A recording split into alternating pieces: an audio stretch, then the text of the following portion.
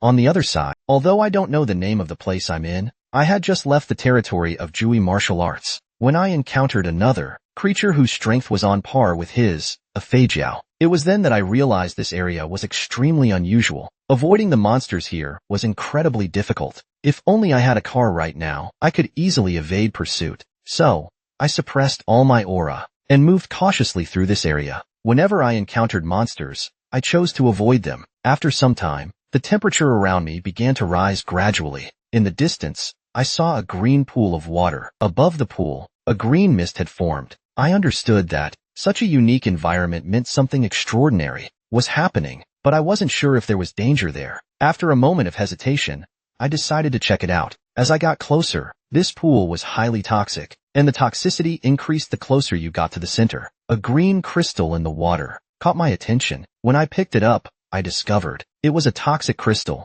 and there wasn't just one toxic crystal in the pool. The closer you got to the center, the more toxic crystals there were. I even suspected that the center might contain a legendary grade toxic material. As I was contemplating whether to venture into the center of the pool, the ground suddenly shook a few times. Then, all the snake-like monsters in the area began to move, their numbers exceeding 100,000. Their target was this toxic pool. In an instant, they had surrounded the pool completely. Strangely, they ignored my presence, all looking up at the sky, as if waiting for something to descend. As the ground shook again, the next moment, the toxic water in the pool shot into the sky like a fountain, mixed with a large amount of toxic crystals, raining down in all directions. The surrounding snake monsters leaped up to snatch them, even though these snake-like creatures were usually terrified of the toxic water. But for the toxic crystals, they had gone nearly mad. This was because toxic crystals could help them level up and evolve. After the pool erupted 5 times, it finally calmed down. But after a while, the ground shook again, this time even more violently. At that moment, the sky suddenly darkened, and the snake monsters, who had been frantically fighting over the toxic crystals, fell silent in an instant. A massive creature appeared in the sky. It was the fagia I had seen before. It looked down at the snake monsters, who had suffered heavy casualties in their fight for the toxic crystals, with disdain in its eyes. Then, a fountain erupted from the center of the pool, larger than before. Within the fountain, I saw a green substance. It was more profound and powerful than the toxic crystals, radiating a terrifying aura of toxic energy. It seemed to be at least a legendary grade material. At that moment, the fagia's gaze was fixed on it. Clearly, it had come for this green substance. Just then, I cast a detection spell on the green substance. When I saw its attributes, my eyes widened in shock. This substance was actually the essence blood of the god of toxicity,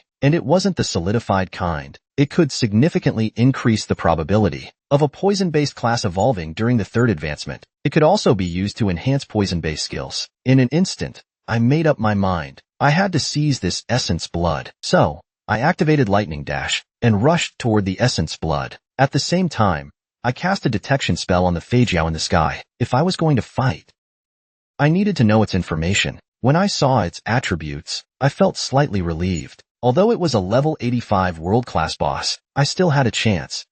But its total attributes were 300,000 lower than those of the giant leaf mother tree. Moreover, its recovery ability was far inferior to that of the plant-based giant leaf mother tree. It also lacked the life force enhancement trait. With my strong soldier skill, I still had a chance to kill it. However, when the toxic fagia saw me, its eyes were filled with disdain. Then, it opened its mouth and inhaled, trying to suck in the essence blood of the god of toxicity. But the moment I cast a curse, its movement slowed down instantly. Immediately after, soul fire roared toward it, causing the toxic fagia to let out a scream. The suction from its mouth was interrupted. At that moment, the Undead Legion appeared in full force. The skeleton archmages and divine archers initiated long-range attacks. Elemental explosions erupted continuously on the toxic fagia's body. But the next second, the toxic fagia emitted a green light, blocking all attacks from the Undead Legion. With its defense, the elemental explosions under the aging curse alone were not enough to break through. But my goal wasn't to injure it, it was to distract it,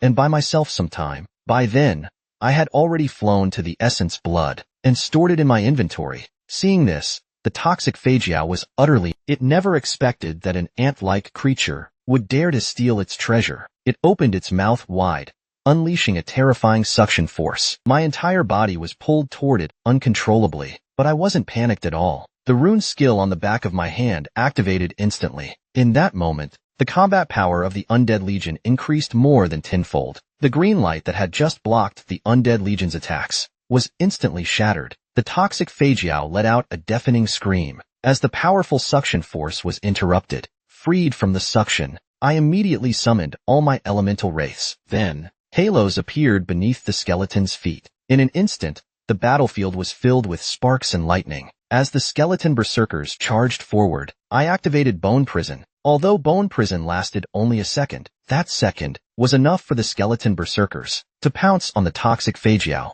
The next moment, over 9,000 skeleton berserkers unleashed their skills simultaneously. The toxic fagia let out a deafening scream. Its scales were shattered into pieces. Although the skeleton berserkers' strongest skills were now on cooldown, I ordered them to charge into the swarm of snake monsters. Under the effects of the strong soldier skill, even without their skill, the skeleton berserkers could easily handle these ordinary snake monsters. I was shocked that I had broken my own limits and defeated a top-tier boss in the ancient battlefield. Even more astonishingly, as a mortal, I had slain the god of toxicity, a mid-level deity, becoming the first human in 1,000,000 years to inherit divine might. It turned out that, after the skeleton berserkers unleashed their skills on the toxic fagia, I began ordering them to attack the nearby ordinary snake monsters. With the strong soldier skills enhancement, these level 70+ snake monsters were no match for the skeleton berserkers. They fell one after another under the skeleton berserkers' blades. Their corpses were then thrown near the toxic fagia and detonated mid-air by me. A series of violent explosions engulfed the toxic fagia instantly. Corpse explosion alone could deal 24 times the corpse's health as damage. Combined with the strong soldier skills, 500% damage boost, and the aging curse's amplification, the damage from corpse explosion exceeded 100 times the corpse's health. Instantly, the toxic fagia was severely injured. Only then did it realize that the human before it was not as weak as it had imagined. It turned to flee. But I had no intention of letting it escape. I raised my hand and cast Soul Fire. With the strong soldier skills enhancement, the attack was devastating. The pain from Soul Fire increased tenfold. The toxic fagia screamed and plummeted from the sky. Immediately, the skeleton berserkers threw the corpses of monsters onto its body. The sound of violent explosions echoed once more. However, amidst its screams, the toxic fagia suddenly counterattacked, spewing a large amount of venom. Nearly 1,000 skeleton berserkers were hit by the venom. Their bodies began to rot. I thought they would be instantly killed, but at that moment, the undying aura of the undead wraiths took effect. The skeleton berserkers, who were on the verge of death, instantly recovered half of their health. Seeing this, the toxic fagia was utterly despairing, and in that short span of time, it had been blown into a completely unrecognizable shape. Before dying, it gave me a deep, lingering look. It never expected that a level 85 world-class boss would die at the hands of a level 50 nobody. Soon,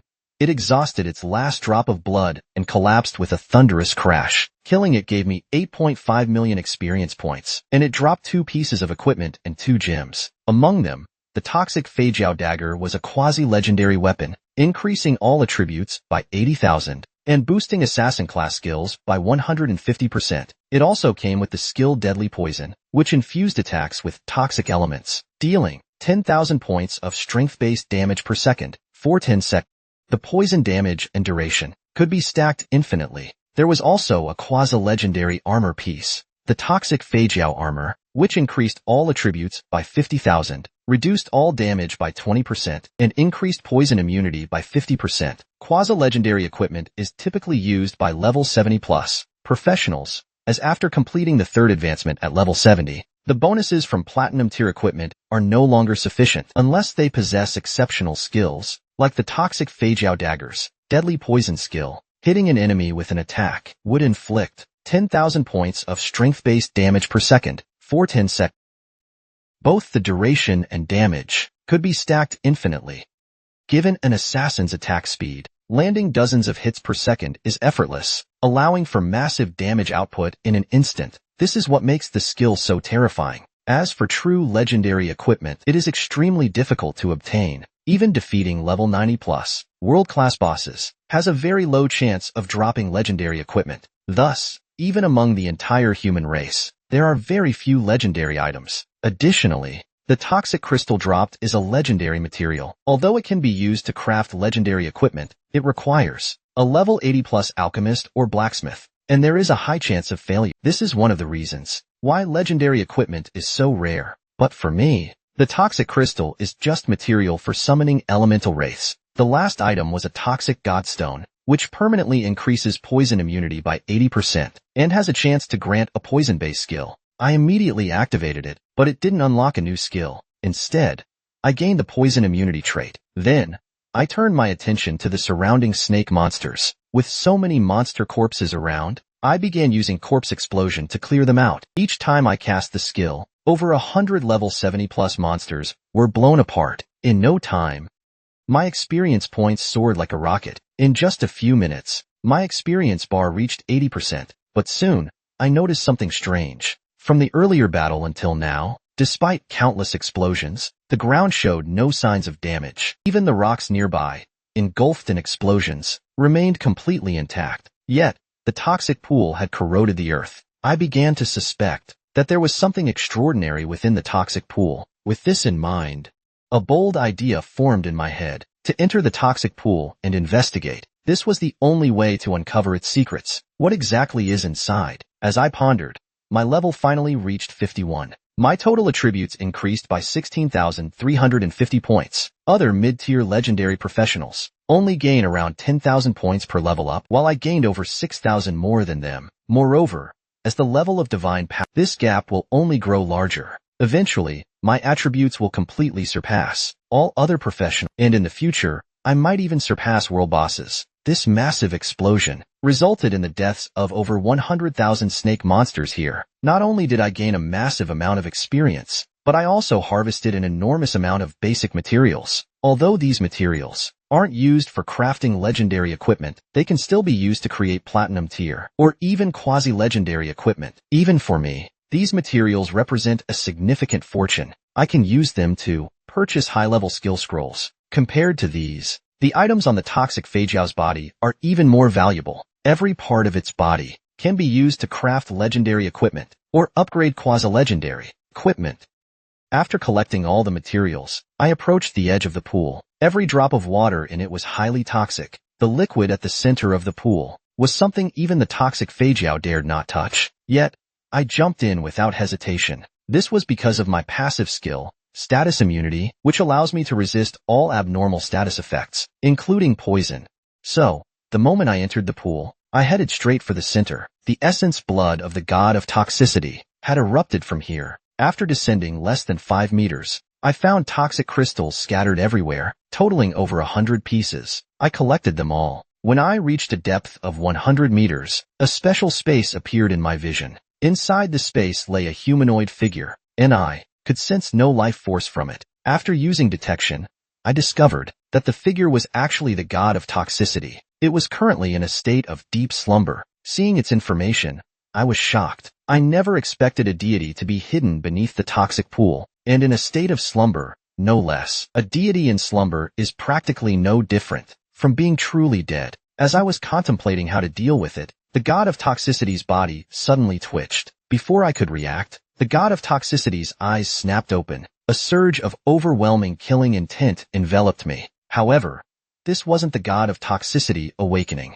It was its final remnant of will. It mistook me for the enemy who had killed it. Terrifying energy began to churn within the god of toxicity's body. This situation was similar to the out-of-control flame crow. I realized it was about to self-destruct. I also knew how powerful a deity's divine power was. In a self-destruct state, even other deities wouldn't dare to face it head-on. If I didn't flee, I would surely die. So, I quickly took out the abyss teleportation stone, hoping to escape, but I soon discovered that the deity's power had sealed off this space. Even the abyss teleportation stone was rendered useless. Seeing no way to escape, my mind began to race. Suddenly, I thought of something. The reason it wasn't completely dead was because a trace of its soul still remained. If I could completely obliterate that remnant, I could stop its self-destruction. So, I immediately cast a soul fire, striking the god of toxicity's brow. Instantly, the god of toxicity's body trembled violently.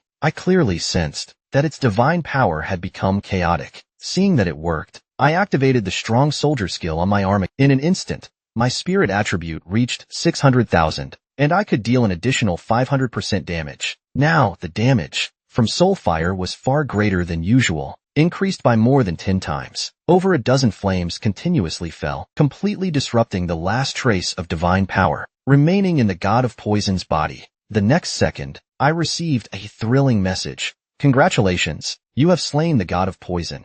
Level +1, star +1. Poison element immunity limit increased. Obtain medium divine core. Obtain the god of poison's divine seat. I never expected that, as a mortal, I could slay a mid-level god, a peerless monster. Yet, in the ancient battlefield, I was looked down upon by human professionals. I only displayed less than 1/10 of my strength, and they were completely conquered. It turns out that after I killed the god of poison, I began exploring the poison altar. But beneath the poison altar, I discovered the slumbering god of poison. As I was contemplating how to deal with him, the god of poison activated his last vestige of will, viewing me as his enemy, and attempting to self-destruct to take me with him. But when I used the soul flame to completely obliterate the remnant of his divine soul, this once peerless god finally fell. The next second, I received a thrilling notification. Congratulations, you have slain the god of poison.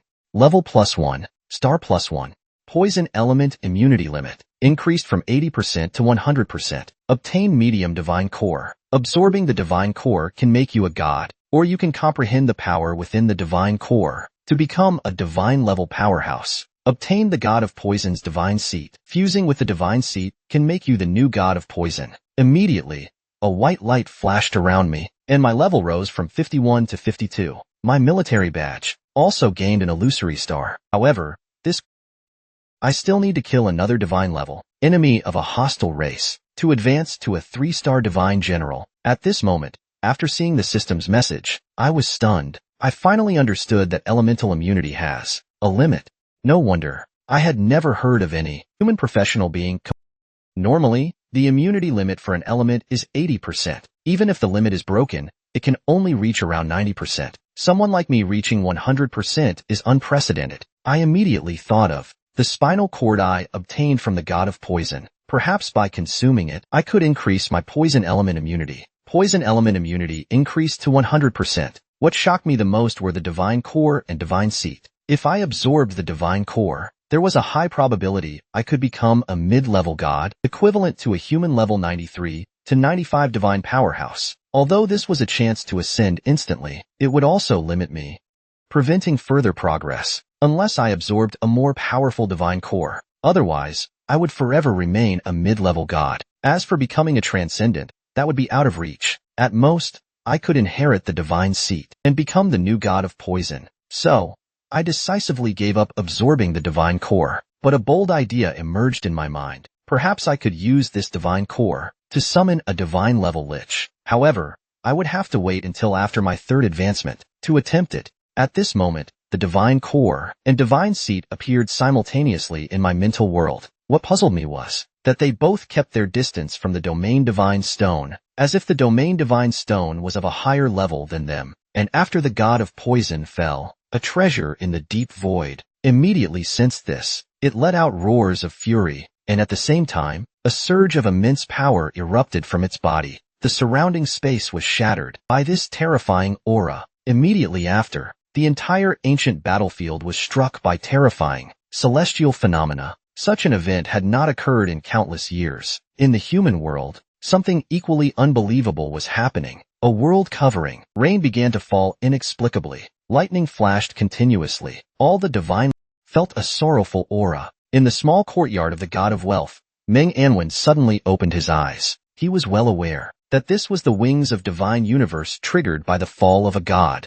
and it was even more intense than the event over 500 years ago. This indicated that at least a mid-level god had fallen. But no matter what he thought, he couldn't imagine that this fallen god was killed by me. Afterwards, I carefully stored the corpse of the god of poison in my storage space, feeling a surge of excitement. I was well aware of the significance of this corpse. You must know, humanity had never obtained, even Lin Jiangyi once treated a severed divine finger as a priceless treasure, so one can imagine how precious this divine corpse is. After leaving the poison altar, I immediately began replenishing my undead army. After leveling up to 52, my summoning space expanded to 960 slots. The number of Raven Generals also increased to 32. Now, the total number of skeletons in my undead army reached 30,720. Additionally, some skills improved along with my level. My combat power increased significantly again. Half an hour later, I finally replenished my undead army completely.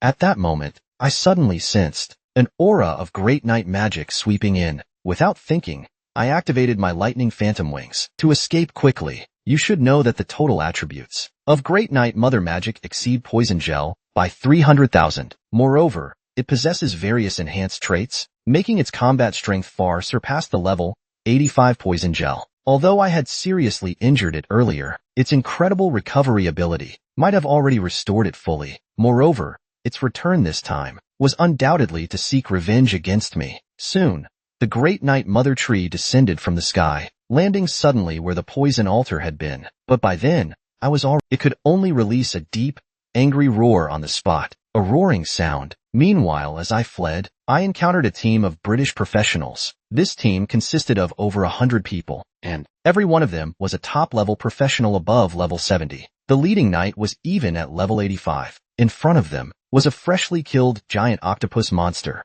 Afterward, they extracted a special liquid from the octopus monster's body. Then the leading knight spoke up. With this purified water, we can greatly reduce the threat of the poison gel. This time, our Eagle Guild must kill him to wash away the shame. Hearing this, I chuckled. It turned out, these people were here for the poison gel. From the looks of it, the liquid from the octopus monster's body seemed to have detoxifying properties. However, I didn't inform them about the poison gel's death. To avoid unnecessary trouble for myself, I then continued my exploration. Half an hour later, I encountered but this time, they were from the Blue Guild. Their leader was an 82-level Holy Flame Knight, Galen Liang. Upon hearing the name, I immediately understood. He must be related to Galen Night Rain. But before I could inquire about their relationship, Galen Liang was startled by my level. He quickly asked how I got here, since only those above level 70 could enter the lower realm. Yet I, a level 52 professional, had appeared here. When I revealed my identity to them, none of them had heard of my exploits. That's because they had not left the ancient battlefield for a long time, so they knew nothing of the outside world. Even so, Galen Liang remained cheerful. Luckily, young brother, you came to this Qinghai grassland. If it were anywhere else, it would have been dangerous. He thought that since I was only level 52, any monster here could obliterate me without leaving a trace. So he asked me to follow his team, and once they completed their mission, he would take me back to the Blue Guild's base. There, they had a teleportation array set up to leave the ancient battlefield. I didn't decline. On the way, I also learned a lot about the lower realm from him, including the location of the hidden Thunder Gorge. Soon, I followed them to a destination. Their target was an 83-level Lord tier boss, Lantern Flame Fish. Its total stats were only 3.7 million, far inferior to the giant leaf mother, tree and poison gel I had encountered earlier. However, Galen Liang told me to step aside, thinking that a boss of this level was far beyond my ability to handle. A single mistake could result in my death. Then, the 10-person team began their assault on the boss. Although the Lantern Flame Fish, as a Lord tier boss, was extremely powerful, Galen Liang's team had an absolute advantage and had prepared thoroughly beforehand. The Lantern Flame Fish was soon gravely injured, but just as they were about to finish it off, a sudden change occurred. An explosive enhanced sword detonated in front of Galen Liang, knocking him back dozens of meters with immense force. With him out of the way, the Lantern Flame Fish seized the opportunity to flee into the distance. Soon after, a group of people appeared before us. Upon seeing them, Galen Liang immediately became furious. Does the Black Dragon Guild intend to start a war with the Blue Guild? No, we never planned for a war. We just want to kill you. Hearing this, Galen Liang sneered disdainfully. You think you lot of scum can kill me? What a ridiculous dream.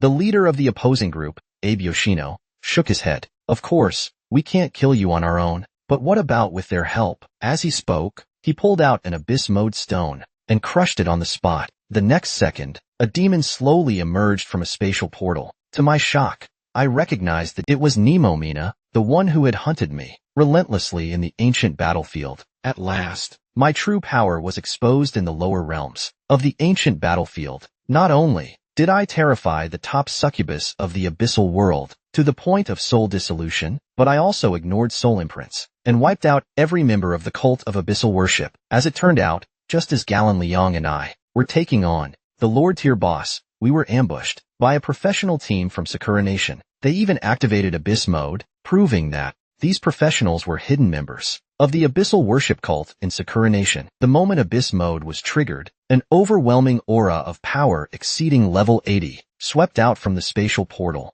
Then a demon emerged. To my disbelief, it was Nemomina, the one who had once hunted me. After her arrival, Nemomina activated another abyssal stone, and a massive barrier descended to trap everyone inside. At that moment, Galan Liang's face turned grim. Even though he was an elite level 83 professional, the dangerous aura emanating from Nemomina made it clear that he was completely outmatched. Still, Galan Liang showed no fear and immediately ordered everyone to attack Nemomina. However, Nemomina's aura of enchantment alone incapacitated everyone else was captivated by Mina's charm. Their gazes toward Mina were filled with admiration and awe. At that moment, I finally understood why so many human professionals would serve the abyss. Even a single top-tier succubus possessed such overwhelming charm. If the succubus king acted personally, perhaps only divine-tier beings could resist. Galan Liang, however, remained unaffected because his level was comparable to Mina's. Enchanting him was no simple feat. Even so, he had to focus all his energy on resisting her charm. The slightest lapse could render him a puppet like the others. At this point, all he could do was defend with all his might. Meanwhile, as the Sakura Nation professionals prepared to silence everyone, I slowly stepped forward from the crowd. When they saw me, everyone's faces showed utter disbelief. They couldn't fathom how someone like me, a mere level 52, could resist Mina's charm when even level 70 professionals had succumbed. It was because I possessed not only immense mental fortitude, but also a passive that made me immune to all status effects. Not even the succubus king himself could charm me. I raised my hand and cast a detection spell on Mina, revealing her level to be 83, the same as Galan Liang's. No wonder she could force the ancient phoenix into nirvana rebirth, and that was under the restrictions of the ancient battlefield's rules. Had she unleashed her full power, she might have slain the ancient phoenix outright. At this moment, Mina froze in place. The confident smile on her face twisted into terror. How are you here? As a confidant of the succubus king, she knew far more than the other demons. She was well aware I was no longer the rookie who could be easily manipulated. Now, I was the fearsome existence capable of slaying the flame demon king. At that moment, Mina's first instinct was to flee. She immediately activated an abyssal magic stone, and in an instant, a vortex appeared beside her, sucking her in. Once she left, everyone else broke free from her charm. At this moment, Galan Liang was dumbfounded. He couldn't believe that a powerful succubus would be so terrified of me that she fled without a fight. This made it clear just how terrifying my strength was. On the other hand, Abe Yoshino and his group were trembling in fear. Without Mina's aid, they were no match for Galan Liang. Let alone with me added to the mix, they stood no chance whatsoever. Without hesitation, they turned to flee. But there was no way I would let humans who conspired with abyssal demons escape. I immediately cast the bone prison skill, trapping them in place. Although the control time was only a brief dozen seconds, it was more than enough for me. Just as I prepared to finish them off, Galan Liang stopped me, saying, Abe Yoshino is the son of the Black Dragon Guild's president. He carries a soul emergency mark, which allows him to resurrect even after death. If his father learns of this, a war between the Black Dragon Guild and Galan Guild would be inevitable. The Black Dragon Guild is the strongest professional guild in Sakura Nation, and a conflict would be detrimental to humanity. Upon hearing this, I gave a wicked grin because I knew there was a way to ensure he wouldn't resurrect. As long as I used soul flames to destroy their souls, resurrection would be impossible. But before that, I had to kill them first. So I immediately cast the Aging Curse skill, followed by activating the Strength Reinforcement skill. Instantly, a massive undead army materialized, filling Abe Yoshino's face with sheer terror. He could only watch helplessly as the attacks from the Wang Ling Legion landed on him. The most powerful skeleton berserkers unleashed their full force. The skeleton berserkers, known for their devastating attacks, erupted with power. Skills were activated. I thought Abe Yoshino would surely die from this blow, but to my surprise, he used a unique skill from Sakura country called Substitution Jutsu. In the next moment, a clay god appeared behind me out of nowhere. The clay god wielded a large sword infused with spiritual energy. The blade's light descended upon me from behind. The speed of the slash was incredibly fast, leaving me no chance to dodge. However, when the blade struck my bone armor,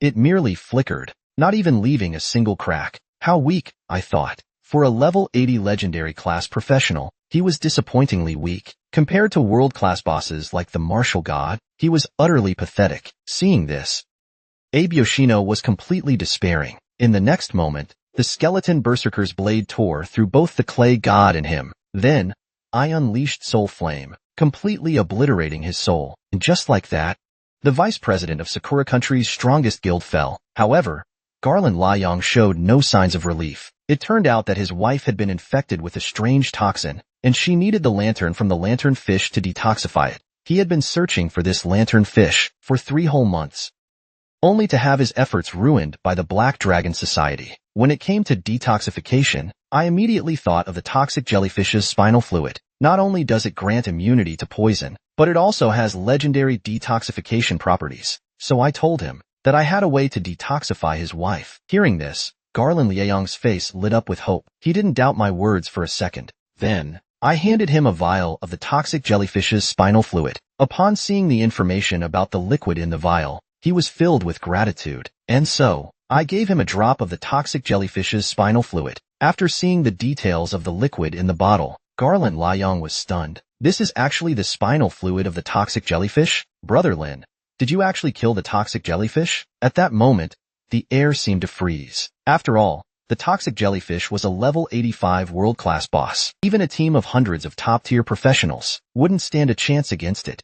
Yet, it was killed by a level 52, ultimate class professional. No one would believe it if word got out. After the shock wore off, Garland Liang's face lit up with joy. He knew that this drop of spinal fluid could completely neutralize the poison in his wife's body, but he was also well aware of its immense value. So, he quickly apologized to me, but I waved my hand, indicating it was no big deal. Then, I began to ask him about the fastest way to get to the Wind and Thunder continent. He told me that in the Divine Statue Ancient City, where the Garland Guild was based, there was a teleportation array. Using the teleportation array, I could reach the northern region of the Divine Dragon continent. From there, it was less than 100 kilometers to the Wind and Thunder continent. So, I followed them back to the Divine Statue Ancient City to use the teleportation array. However, at that moment, the queue for the teleportation array was packed with people. So, I turned my attention to an empty passage nearby. Garland Liang told me that was the officer-exclusive passage, reserved for officers of 6-star colonel rank and above. Hearing this, I immediately walked toward that passage. Seeing this, Garland Liang quickly pulled me back.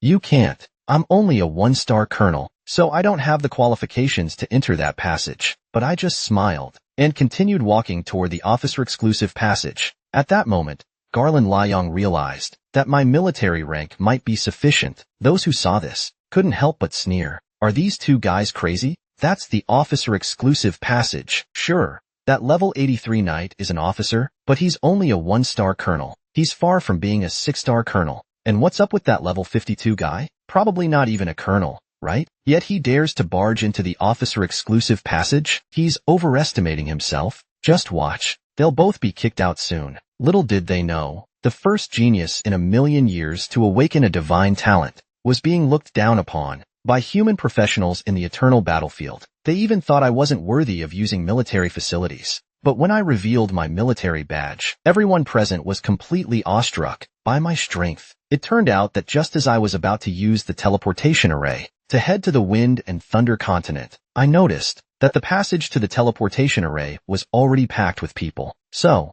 I walked straight toward the nearby officer-exclusive passage. This, however, drew mocking laughter from those in line. Are these two guys crazy? That's the officer-exclusive passage. It's not for just anyone to enter. Only those with the rank of 6-star colonel or higher can use it. Even more ridiculous is that one of them is only level 52. I bet he's not even a colonel. At that moment, a female officer stopped us. After seeing the military badge on Garland Liaoyang's shoulder, her eyes filled with disdain. Only a one-star colonel? That doesn't meet the requirements here. Then, she turned to look at me, and noticed I wasn't wearing a military badge. In her eyes, I was either not a soldier, or my rank was too low to even bother wearing one. So, she told us to leave immediately. But when I took out my military badge, she was completely stunned. She never expected that a level 52 professional would be a 2-star divine general. After all, many level 89 semi-divine beings are still stuck at the rank of 8-star colonel. Reaching the rank of divine general is incredibly difficult. Garland Liaoyang,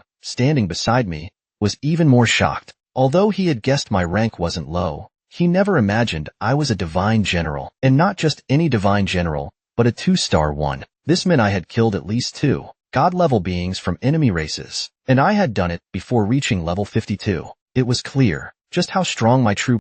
No wonder that powerful demon fled at the sight of me. At that moment, the female officer saluted me with the utmost respect. Lin Nan of the 86th Squadron of the Ancient City Legion, reporting to the Divine General. Hearing this, the people in the other passage were in disbelief. Wait, did I hear that right? That level 52 kid is a Divine General? Suddenly, someone exclaimed, I know who he is. There's only one person who could become a Divine General at level 52. Lin Mayu, who's been making waves recently. Hearing this, everyone gasped in shock. They never expected that the guy they looked down on was actually humanity's #1 genius. After bidding farewell to Garland Liaoyang, I boarded the teleportation array and arrived in the northern region. Next, I just needed to cross the Wind and Thunder Sea to reach the Wind and Thunder continent. With the speed of the Lightning King's spirit, it would take at most 30 minutes to cross the sea. However, the Wind and Thunder Sea is not only home to many powerful monsters and bosses, but any creature entering it would be targeted by the area's lightning. As I charged into the Wind and Thunder Sea on the Lightning King's spirit, countless bolts of lightning homed in on me and rained down furiously. But with my 80% lightning immunity and an additional 600% elemental resistance boost, the damage from the lightning was negligible. A few minutes later, I encountered a swarm of black, strange fish. There were hundreds of them, including one massive fish. At that moment, the fish swarm noticed my presence and turned toward me. They charged at me with incredible speed, like arrows shot from a bow. But no matter how fast they were no match for me. Their speed was meaningless in front of my power. As the skill aged, the curse and the sea bone prison erupted simultaneously. The school of flying fish stopped collectively before they could get close to me. Seizing the opportunity, I threw a probe mouse at the giant monstrous fish. The result showed that this monster was a level 79 Spirit Lord boss, the Flying Fish Lord. Its total attributes were only 2.7 million, which, compared to the 2 world-level bosses I had encountered before, was far weaker. So, I summoned my entire undead army and surrounded them completely. 2 seconds later, the flying fish monster finally broke free from the sea bone prison's restraint. The Flying Fish Lord let out a scream, its body glowing as it charged forward. In an instant, countless bolts of lightning descended from the sky, landing amidst the school of flying fish. Then, the lightning traveled through the school of fish, striking the skeletons densely. This was the Flying Fish Lord's skill, Chain Lightning. This skill not only carried its own power, but also borrowed the lightning energy from the stormy sea. Even a level 80 professional would find it difficult to survive this attack. But for the undead army, it was completely insufficient. After all, the number of undead was simply too large. The lightning damage was distributed among them, and each skeleton. The Raven General simply healed them a few times, and they were fully restored. Then, the skeletons began to counterattack the school of fish. Soon, kill notifications started appearing one after another. After one round of attacks, more than half of the flying fish were already dead. At this moment, the skeleton mages and archers pushed their skills to the limit. If this had been during the battle with the toxic flood dragon, without the empowerment of the strong soldier skill, their attacks wouldn't even have been able to break its defense. But against these high agility, low defense flying fish monsters, they were an unstoppable force, especially since their skills had a locking feature. These flying fish monsters had nowhere to escape, no matter how fast they were. Even the Flying Fish Lord couldn't last more than 3 minutes. Under the siege of the undead army, Killing the flying fish lord gave me 7.9 million experience points. I also obtained a flying fish knight sword and flying fish essence. However, this sword was a quasi-legendary weapon without any additional skills. Its value was even lower than some platinum-level weapons. The flying fish essence, on the other hand, was a material for crafting quasi-legendary equipment. Afterward, I continued heading toward the direction of the Stormy continent. A dozen minutes later, I arrived at the center of the Stormy Sea. Immediately, waves of energy fluctuations came from all around. I quickly sensed that there were people fighting nearby, and there were quite a few of them. Without hesitation, I followed the energy signature. From a distance, I could see thousands of flying fish monsters surrounding and attacking human professionals. Joining them in the attack were several giant tentacles. Seeing this, I immediately realized something was wrong. Although flying fish monsters were group creatures, they usually traveled in groups of 100 or so. A group of over 1,000 was extremely rare. Clearly, the flying fish lord leading them was likely above level 80. After all, the difference between level 80 and below and level 80 and above was a completely different level of strength. Fortunately, among the humans, there were also a few top-tier professionals above level 80. Otherwise, this team would have already been wiped out. After observing for a while, I realized that the monster at the bottom of the sea was the biggest threat. So, I dove into the sea. At the bottom, I saw the true form of the tentacles. It was a seaweed-like monster. I immediately cast a detection spell on it. After seeing its information, I was pleasantly surprised. I had seen its information in the data before. The Stormy seaweed cluster was a rare plant-type creature that had a symbiotic relationship with the flying fish monsters. Their skills could complement each other. With its presence, the threat of the flying fish swarm increased significantly. Therefore, it posed a significant threat to professionals. However, if professionals encountered it, they would go to great lengths to eliminate it, because the lightning algae inside its body was an extremely rare material. When processed by an alchemist, it could be made into a lightning potion, which could permanently increase immunity to lightning elements. Since I had encountered it, I decided not to hold back. As I cast the skill Aging Curse, the school of flying fish and the Stormy seaweed cluster slowed down significantly. Instantly, the pressure on their team was greatly reduced. The three professionals above level 80 began to focus their attacks on the flying fish lord. A few minutes later, they still hadn't gained the upper hand. But by then, I had already easily killed the Stormy seaweed cluster. At the same time, the flying fish lord seemed to sense something and let out a series of screams. Seeing this, the team leader suddenly realized something. He immediately led the team to prepare to dive into the sea to check if the Stormy seaweed cluster was still there. But just then, I emerged from the sea. In my hand, I held the massive corpse of the Stormy seaweed cluster. Seeing this, the flying fish lord immediately turned and fled with all the flying fish. But the team leader told everyone not to chase them, because their target wasn't the flying fish, but the Stormy seaweed cluster in my hand. However, when he saw my level, he wasn't the least bit surprised. Instead, he showed a hint of doubt, because he couldn't believe that a level 52 person could kill the Stormy seaweed cluster. Moreover, a level 52 professional couldn't even enter the lower space. He thought I must have hidden my true level. However, my strength made him wary. But the corpse of the Stormy seaweed cluster was too tempting. So, he released his spiritual energy and began searching the surroundings. After confirming that there were no teammates nearby, an evil idea formed in his mind. Enhanced. Unexpectedly, the divine essence I obtained from killing the god of toxins allowed me to summon an elemental lich with the power to slay gods. The elemental aura it carried greatly enhanced my undead army. It turned out that when I arrived at the center of the Stormy Sea, I found a fierce battle taking place. A group of human professionals were being besieged by a school of flying fish and a Stormy seaweed cluster. However, after I helped them kill the Stormy seaweed cluster, the team leader wasn't happy, because the Stormy seaweed cluster contained a large amount of rare materials. When processed by an alchemist, it could be made into a lightning potion that increased immunity to lightning elements. Moreover, the Stormy seaweed cluster was extremely rare. Their team had searched the Stormy Sea for half a year before finally finding one. Now, I had taken it from them, although he considered taking it by force to reclaim the corpse of the Stormy seaweed cluster. My strength made him hesitant. Moreover, he wasn't sure if I had teammates hidden underwater. So, he made a proposal to me to test my attitude. He said that if I returned the corpse of the Stormy seaweed cluster to them, I would not only receive 1/10 of the lightning algae, but also gain the friendship of their holy capital sect. Hearing this, I found it laughable. If I had, they wouldn't have been able to defeat the school of flying fish. They might have even died here.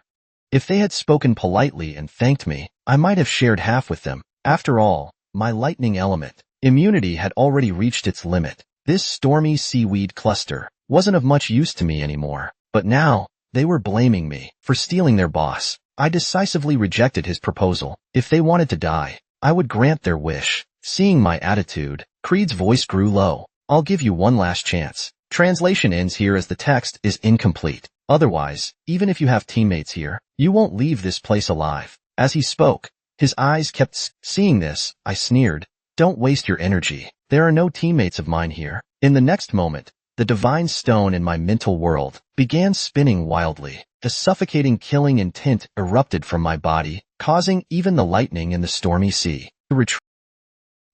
Seeing this, Creed's expression changed drastically. He finally realized that he had overlooked something. He had always assumed I had allies hidden underwater, but he hadn't considered that if I had killed the stormy seaweed cluster alone, how terrifying my strength must be. Thinking of this, Creed broke out in a cold sweat. He quickly signaled everyone to flee, but it was already too late to escape. As I cast the skill C bone prison, everyone was instantly trapped by a layer of bones, unable to move. However, in less than 2 seconds, Creed broke free from the restraint. This was because his class, the Templar, had a skill to break restraints. Moreover, this class was unique to the Holy Capital sect. It combined the strengths of knights and warriors, possessing both the high defense of knights and the attack power of warriors. But even so, it was useless against me. In those 2 seconds, I could have decided his life or death. As I cast the skill Aging Curse, a small red arrow appeared above everyone's heads. Then,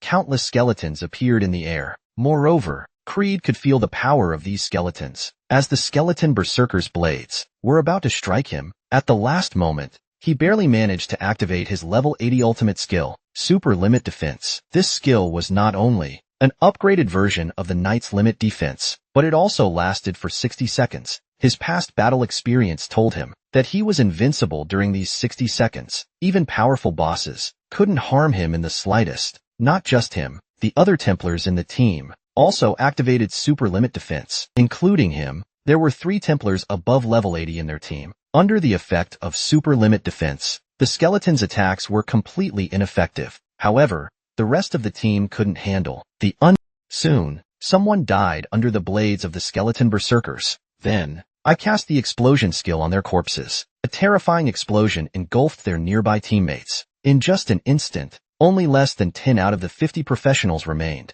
Originally, Creed wanted to charge at me and fight to the death, but after seeing this, he immediately used the charge skill to break out. Similarly, the other 2 Templars above level 80 did the same. The 3 of them began desperately pushing through the skeletons to escape, but the number of skeletons was simply too large. A full 30,000 skeletons filled the sky, making it impossible for them to break through. As time passed second by second, Creed grew increasingly desperate. Seeing that the skill's duration was almost over, the 3 of them exchanged glances and seemed to make a decision. Then, they simultaneously chanted an incantation. In the next moment, their bodies transformed into 3 beams of white light, merging in the air. Seeing this, I immediately realized this must be some kind of trap skill. As I pondered, a pure white figure emerged from the light. To my surprise, they had summoned an angel.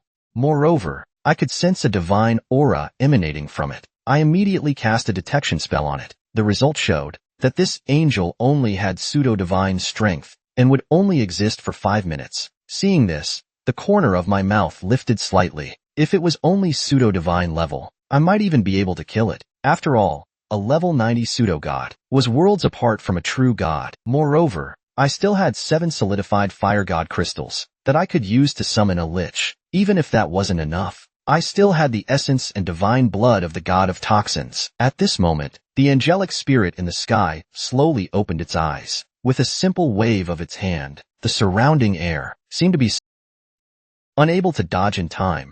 I was slammed into the ground. The transferred damage severely injured the undead army. The Raven General began healing at the fastest speed possible. At the same time, the rune skill on the back of my hand activated. I also cast the skill Aging Curse. However, I found that even the skeleton berserkers with the highest burst damage couldn't deal much damage to it. I realized that only the self-destruction of a divine lich could deal significant damage, so I took out a drop of fire god's essence and summoned a flame lich. It immediately charged at the angelic spirit. Meanwhile, I led the undead army to retreat quickly. With a deafening explosion, the angelic spirit in the sky was severely injured, but in the next second, a pure white light emanated from its body, and all its injuries were healed in an instant. However, I could clearly sense that its aura had weakened slightly. Clearly, its power wasn't infinite. So, I took out a drop of the god of toxins essence and began summoning an elemental lich. As a mid-tier god, the power contained in its essence was far greater than that of the fire god's essence. Soon, a toxic green elemental lich appeared before me. Then, a dark green aura appeared beneath all the skeletons. The toxic aura. The undead army members were also buffed with the flame aura. This aura dealt 10 points of damage per second to all enemies within a 1 kilometer range. The damage could stack infinitely. Although 10 damage per second seemed pitifully weak, the fact that it could stack infinitely made it terrifying. With my current 30,720 skeletons, the stacked damage could deal over 300,000 damage per second to all enemies within range. Professionals of the same level couldn't last long under this aura. Moreover, the damage would increase as the number of skeletons grew. At this moment, chaotic and disordered energy was surging within the toxic lich. I could feel that this power far surpassed that of the flame lich. So, I quickly led the undead army to retreat further. Meanwhile, the toxic lich teleported in front of the angelic spirit. 2 seconds later, a massive explosion erupted. Unlike the flame lich's earth-shattering self-destruction, the toxic lich turned into a cloud of green gas, spreading across a 10-kilometer radius. Skeletons that were too slow to escape were instantly corroded and melted by the gas. Even the complete connection talent was rendered useless. Seeing this, I was shocked. The essence of a mid-tier god was this powerful? Compared to the solidified fire god's essence, it was At this moment, the angelic spirit was nowhere to be seen. In the next second, the system notified me that I had killed the angelic spirit, gaining 90 billion experience points. My experience bar increased by a full 30%. At the same time, in the human world, an angel statue began to glow brightly. I've gone mad. I've gone mad. I, alone, had fought my way from the southern wild continent to the stormy continent. Not only had I defeated world-level bosses that even demigods feared, but I had also slain the only angelic spirit in the ancient battlefield, mid-tier life form. However, after I killed the holy capital sex, angelic spirit, an angel statue in the human world, began to glow brightly. This sudden change immediately alarmed many high-ranking men. They knew that the Templars would only sacrifice themselves to summon an angelic spirit if they encountered an extremely formidable enemy. But when they learned that the one who sacrificed himself was Creed, the expressions of everyone present changed drastically. After all, Creed was the next pope of the Holy Capital sect. Moreover, he already had the foundation to become a divine-level powerhouse. Yet even so, he was forced to sacrifice himself to summon the angelic spirit. Fortunately, he had already left a soul imprint in the Hall of Heroes, so he could be revived through a resurrection ritual. But just then, a green light descended from the sky and struck the angel statue. Immediately, the angel statue crumbled. Seeing this, everyone present was shocked. They never expected that the angelic spirit, known as one of the supreme gods, would actually fall. Moreover, even the angel statue had been destroyed. Originally, as long as the angel statue remained, it could be summoned again after some time. But now, it was impossible to summon the angelic spirit again. For the Holy Capital sect, this was an unbearable loss. Meanwhile, I was unaware of what had happened in the Holy Capital sect. I never expected that the toxic lich's poison would directly descend upon the Holy Capital sect and destroy the angel statue. At this moment, before me, a toxic lich glowing with green light appeared. After self-destructing, it returned to its corresponding level. Then, I continued toward the stormy continent. At the same time, in the Abyss world, Mina informed the Demon King about my appearance in the lower space. Hearing this, the Demon King, he knew very well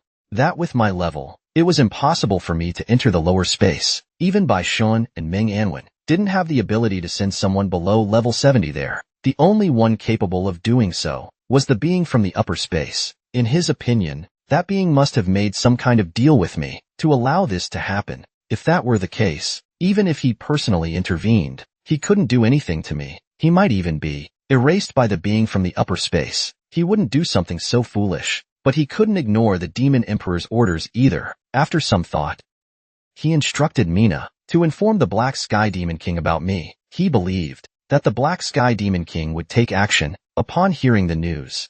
After all, I had once killed his son in the upper space. As for whether the Black Sky Demon King would die in the lower space, he didn't care. 20 minutes later, I finally crossed the Stormy Sea and entered the Stormy continent, but I didn't dare to stop for even a moment. I continued flying toward the direction of the Hidden Thunder Valley. The distance to the Hidden Thunder Valley was about 10,000 kilometers. I had to reach the Hidden Thunder Valley as quickly as possible. Moreover, this place was just as dangerous as the Wild Continent. But just then, countless black dots appeared in the distance, rapidly flying toward me. When I saw their appearance clearly, my gaze turned cold. These black dots were all dragonkin professionals. This was because the aura I had left behind from killing dragonkin was too strong. As a result, nearby dragonkin could instantly detect my presence. Soon, over 1,000 dragonkin above level 70 surrounded me completely. The leading dragonkin warrior revealed a bloodthirsty smirk. A level 52 human. I'll make you pay for our fallen dragonkin brethren. Hearing this, I felt no fear, but instead, excitement, because I could use them to test the effects of the toxic aura. So, I summoned my entire undead army and the Raven General. Instantly, all the skeletons were enveloped in a green aura, with over 30,000 toxic auras stacked. The surrounding dragonkin warriors suffered over 300,000 damage per second. Despite the dragonkin healers desperately trying to heal, they couldn't keep up with the damage. They knew that only by killing me could they stop the poison from spreading. But soon, they realized that the skeletons I summoned were terrifyingly powerful and practically unkillable. They never expected a level 52 human to be this strong. At the same time, I noticed something strange about these dragonkin. Their appearance and armor were identical, and even their movements were eerily similar. This was completely different from the dragonkin warriors I had encountered before. Thinking of this, a bold guess formed in my mind. Could the dragonkin be creating war puppets? If even level 70 dragonkin warriors could be mass-produced, that would be terrifying. To test this theory, I used a detection spell on them. The results showed that their spiritual power was only 20,000 points at level 70. Normally, with 650,000 total attributes, their spiritual power should be at least 100,000 points. Clearly, they were likely war puppets created by the dragonkin. At that moment, I noticed that the dragonkin warrior who had spoken earlier was clearly different. When he saw his team being overwhelmed by the skeleton berserkers, a look of terror crossed his face. He then turned and fled without looking back. Meanwhile, the other dragonkin warriors, knowing they couldn't win, continued to fight to the death. Now, I was almost certain that these dragonkin warriors weren't real dragonkin, but war puppets. In the short span of 1 minute, nearly all of the 1,000 dragonkin warriors were dead. As for the one who fled, I couldn't be bothered to chase him. My top priority now was to reach the Hidden Thunder Valley and retrieve what Antares wanted. After returning from the ancient battlefield, I would inform Baishan and the others about this. Then, I continued toward the Hidden Thunder Valley. At the same time, a spatial rift appeared somewhere in the Stormy continent. A large group of demons emerged from it, including the succubus Mina. She had long placed a special mark on me, allowing her to sense my exact location no matter where I was. Accompanying her was an elite squad under the Black Sky Demon King. The elite squad consisted of 10 demons, each above level 80. Their leader was a level 83 Lord-class demon. It's worth noting that Lord-class demons are second only to demon kings. Their attributes are comparable to Lord-class bosses of the same level. Especially when a Lord-class demon becomes a demon king, they become invincible among demon kings of the same level. However, this mission left him deeply dissatisfied. The demon king is being overly cautious. To deal with a mere level 52 human, he's sending our entire squad? Although they had heard about the Flame Demon King being killed by me, they believed it was just humans boasting. They couldn't believe that a level 50 human could achieve such a feat. They unanimously believed the Flame Demon King was merely killed by a human god-level powerhouse. Hearing this, Mina felt a sense of disdain. She knew my strength well. Even the Flame Demon King, who underestimated me, had died at my hands. However, she had no intention of caring about these demons' lives. She was only here to go through the motions. If danger arose, she would immediately activate the teleportation spell in her hand and leave. Then, all the demons began to move quickly toward me, under Mina's guidance. At this moment, I was once again blocked by a dragonkin squad. However, this time, it wasn't the war puppets from before. Instead, it was a squad of 10 real dragonkin warriors, but I didn't take them seriously at all. The undead army instantly appeared and surrounded them. In less than 5 seconds, they became my experience and military merit. After these 2 battles with the dragonkin, I gained a clearer understanding of my strength. Even an ordinary level 80 dragonkin warrior could be easily killed by me. On my way to the hidden Thunder Valley, at least several hundred dragonkin warriors had died by my hands. Half a day later, I finally reached my destination. However, I didn't charge in recklessly. Although Antares had mentioned that the massive crystal was located deep within the valley, what troubled me was that world-level bosses existed within the valley, and not just one. Even a near-demigod professional risked death by entering. With my mortal body, I shattered the schemes of god-level powerhouses. Not only did I single-handedly defeat the projection of the ancestor of abyssal demons, but I also killed one of the 10 top demon kings, the Black Sky Demon King. The abyssal demons present were terrified out of their wits. After I had killed hundreds of dragonkin professionals along the way, I finally arrived at my destination, the hidden Thunder Valley. But just as I was about to enter the valley, a barrier suddenly appeared, trapping me inside. Then, Mina descended from the... Seeing them, I was slightly stunned. I never expected Mina, who had fled at the sight of me before, to dare to confront me now. But as I pondered this, Mina crushed an abyssal demon stone. Immediately, a surge of power from the stone rushed into my body. Then, she let out a playful laugh. This is a summoning seal, prepared specifically for you by the Demon King. Unless you're a god-level summoner, your summoning skills will definitely be sealed. Little did she know, I already had the passive skill status immunity. No matter what kind of summoning seal it was, it would have no effect on me. In the next moment, the leader behind Mina suddenly moved. He charged at me with a black spear in hand. In his eyes, killing a level 52 guy would be effortless. But as a red light descended, he found his speed drastically slowed. At this moment, he was somewhat surprised by my strength. He never expected me to possess the power of curses. As he pondered this, a large group of skeletons suddenly appeared before him. These skeletons raised their blades and swung them down at him. Seeing this, the leader roared and unleashed his skills. His spear erupted with violent energy. As a level 83 Lord-class demon, his strength exceeded 3 million. The surrounding skeleton berserkers were instantly knocked back, but before he could catch his breath, the attacks from the skeleton mages and archers rained down upon him. Although his defense was high, the damage from elemental explosions wasn't significant, but he couldn't withstand the simultaneous skill bursts from tens of thousands of skeletons. The leader screamed in agony. He had thought that without my summoning skills, I would be helpless, but he never expected. Even the Demon King's sealing stone had no effect on me. Even Mina, who was watching from a distance, was utterly shocked by this scene. After all, this sealing stone had been specially prepared for me by the Demon King, yet it had no effect on me. A level 52 professional. The strength I displayed now once again shattered her understanding. Not only had my skeletons increased in number, but their strength was terrifying. When she first met me, I was just an ant, under her control, but in just a few months, I had grown to this level, and I hadn't even used my rune skills yet. She felt like she was the ant in front of me now. At this moment, I no longer felt like playing around. My top priority was to quickly retrieve what Antares needed. However, I didn't use my rune skills. Instead, I summoned 6 elemental liches. Although activating the strong soldier skill could instantly wipe out these guys, I was about to enter the hidden Thunder Valley, so I decided to save the strong soldier skill for later. The moment the elemental liches appeared, the speed and defense of the skeletons were greatly enhanced. At the same time, various auras began to damage all the demons. This drove the leader and his team to the brink of madness. They never expected such chaotic skills to appear on a single person. What they found hardest to endure was the damage from the toxic aura. Although they were all level 80 demons, the 300,000 plus poison damage per second was unbearable. In just a few seconds, they were pushed to their limits. But just then, the leader roared, "Summon the ancestor of demons." His voice echoed with the demons being besieged, also let out a collective roar. A massive surge of abyssal energy converged in midair. Then, from within the black energy, a massive spear demon ancestor emerged. Instantly, all curses and debuffs on the demons were dispelled.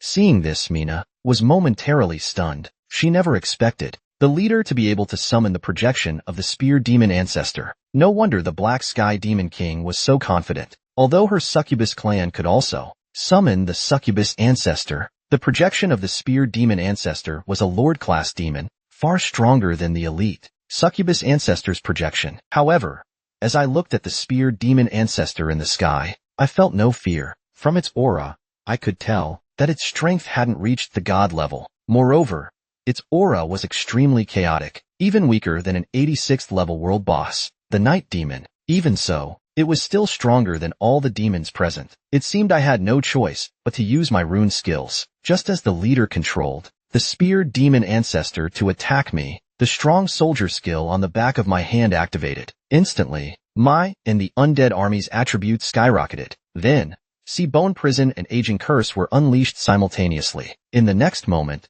the spear demon ancestor's projection was immobilized in midair, unable to move. At the same time, the soul flame in my hand burned fiercely. But my target was the leader controlling the spear demon ancestor. He was the one driving this skill. As long as I took him out, the spear demon ancestor's projection would collapse on its own. To my surprise, the soul flame didn't harm the leader at all. The leader sneered, "Stop struggling. Under the protection of the ancestor, your attacks can't harm me. If I couldn't harm him, then I'd just destroy the demon ancestor's projection directly." In the next moment, the skeleton berserkers unleashed their skills. At the same time, the projection broke free from the sea bone prison. The projection swung its spear fiercely. The skeleton berserkers struck by the spear lost their talent connection and began to crumble, but the undying aura gave them a second life. Then, countless skeleton berserkers swung their blades at the projection. The massive damage caused its aura to weaken rapidly. Seeing this, the leader's face was filled with disbelief. "How can your attacks be so strong? You must know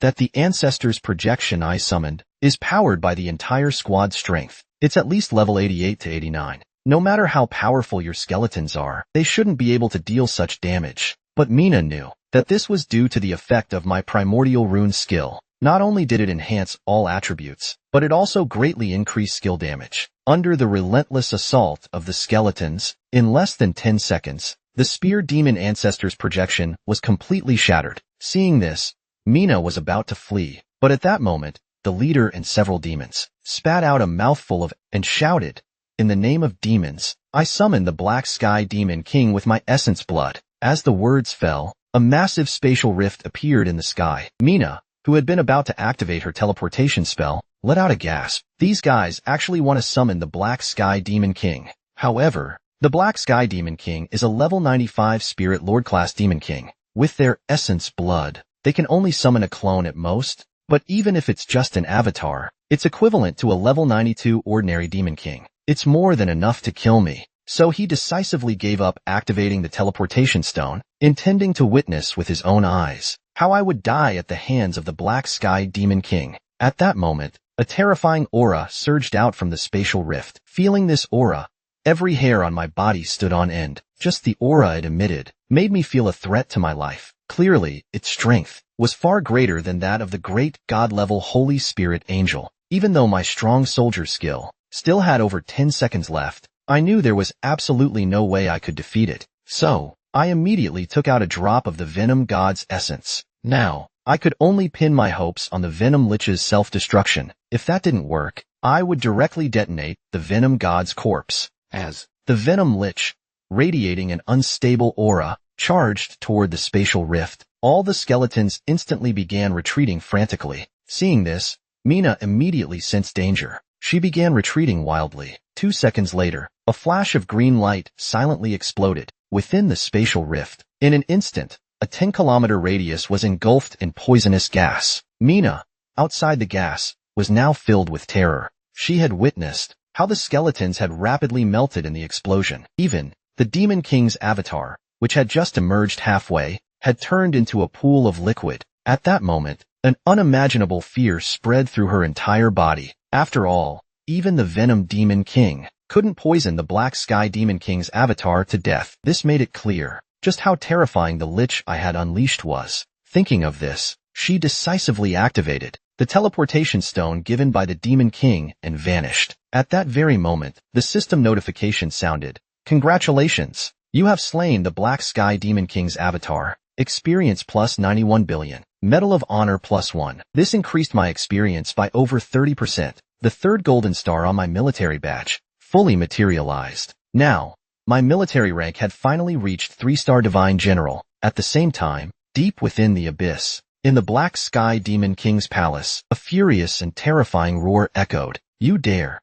You dare! I've finally entered the Thunderclap Valley, known as the Land of Fallen Gods. But I didn't expect to have to pass 9 trials to obtain what Antares needs. Just moments ago, after using the Venom God's essence to kill the Black Sky Demon King's avatar, my experience had directly increased by 3%. Even my military badge had been upgraded to 3-star Divine General. What surprised me was that the poison didn't disappear after killing the Demon King's avatar. Instead, it began spreading toward the royal city of the abyssal world. The military badge, which had just dimmed, suddenly lit up again. Then, a flood of kill notifications popped up. In an instant, my experience surged once more. Meanwhile, in the royal city ruled by the Black Sky Demon King, demons were being poisoned one after another. You must understand, before his fall, the Venom God was a mid-tier deity, with strength equivalent to a level 95 elite demon king. The potency of his poison was beyond imagination. Ordinary demons couldn't withstand the Venom God's toxins. Even top-tier demons would die upon contact. Not even the Black Sky Demon King could stop the poison spread. In the blink of an eye,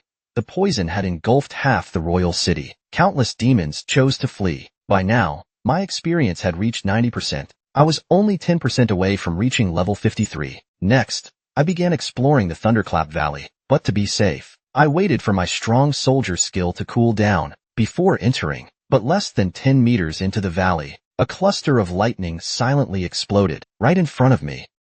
My bone armor emitted a crisp sound before shattered completely, but the power of the lightning didn't fully dissipate. After destroying the bone armor, the remaining energy still caused some damage to me. Fortunately, I had 80% lightning resistance, which minimized the damage to the undead legion. It wasn't much, but this sudden turn of events left me deeply puzzled. There were no monsters around, yet I had been inexplicably attacked. It was as if the lightning had appeared out of thin air, and its power was immense. I quickly recast a bone armor and continued forward, but after taking just one step, I was struck by lightning again. This led me to a realization. Could it be that the entire Thunderclap Valley was filled with invisible lightning clusters? Any movement would trigger an attack. Thinking this, I immediately summoned a skeleton berserker to test my theory. Sure enough, after taking just one step, a burst of lightning exploded in front of it. Seeing this, I confirmed my suspicion. Any movement in Thunderclap Valley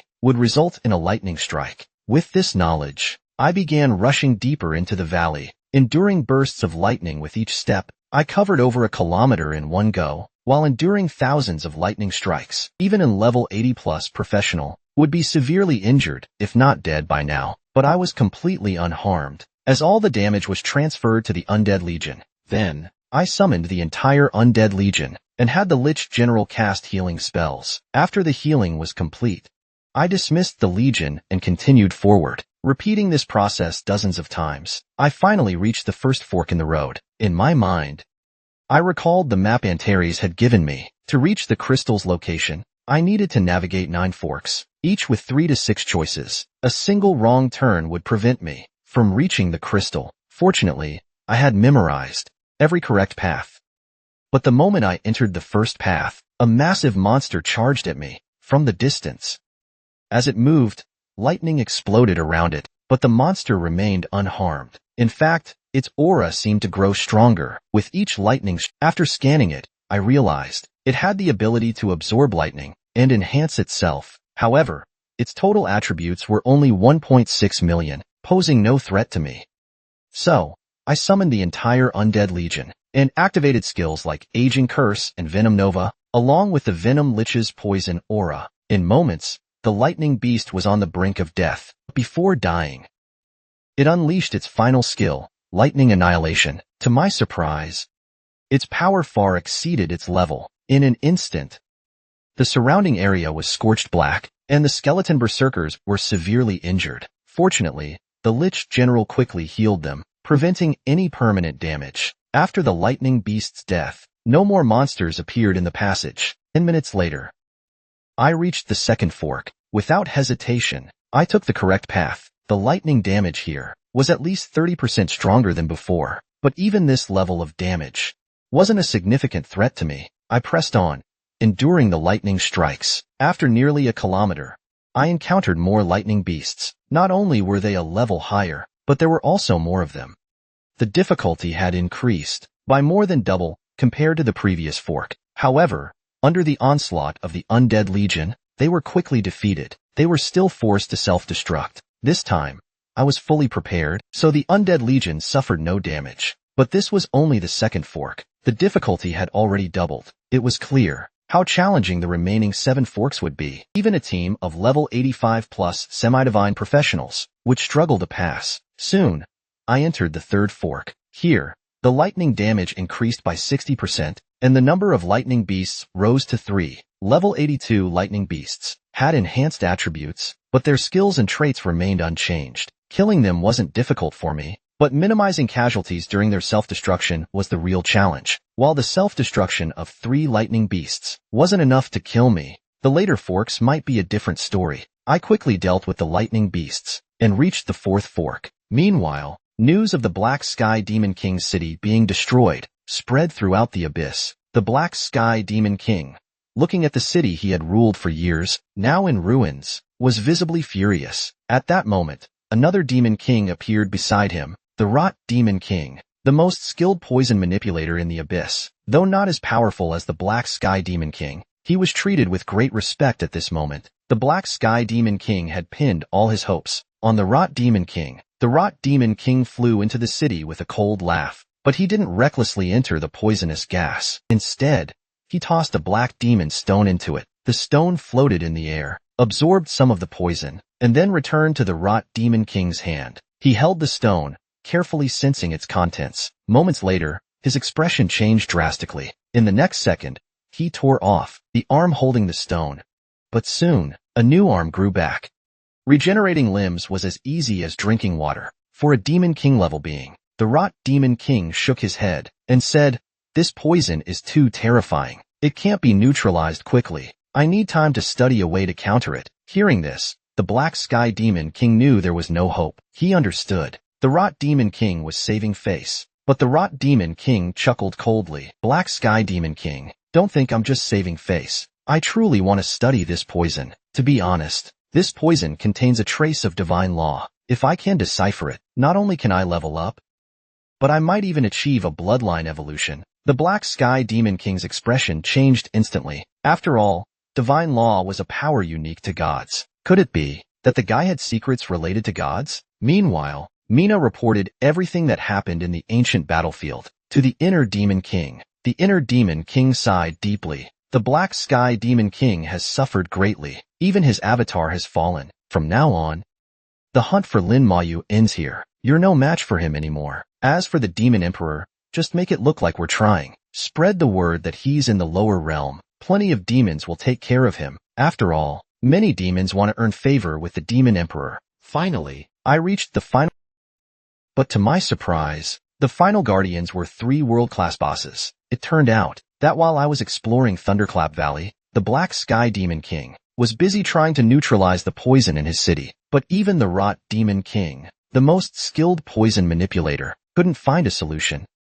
Meanwhile, the Charm Demon King, after learning what happened in the ancient battlefield, immediately ordered the Inner Demon King to stop the pursuit of Lin Mayu. The hunt was over. Mina gave up on hunting me because she clearly understood that she was no longer a match for me. However, to fulfill the task given by the Demon Emperor, she decisively spread the news of my presence in the lower realm. After all, many demons wanted to earn favor with the Demon Emperor. Meanwhile, I had entered the fourth fork, which was also the.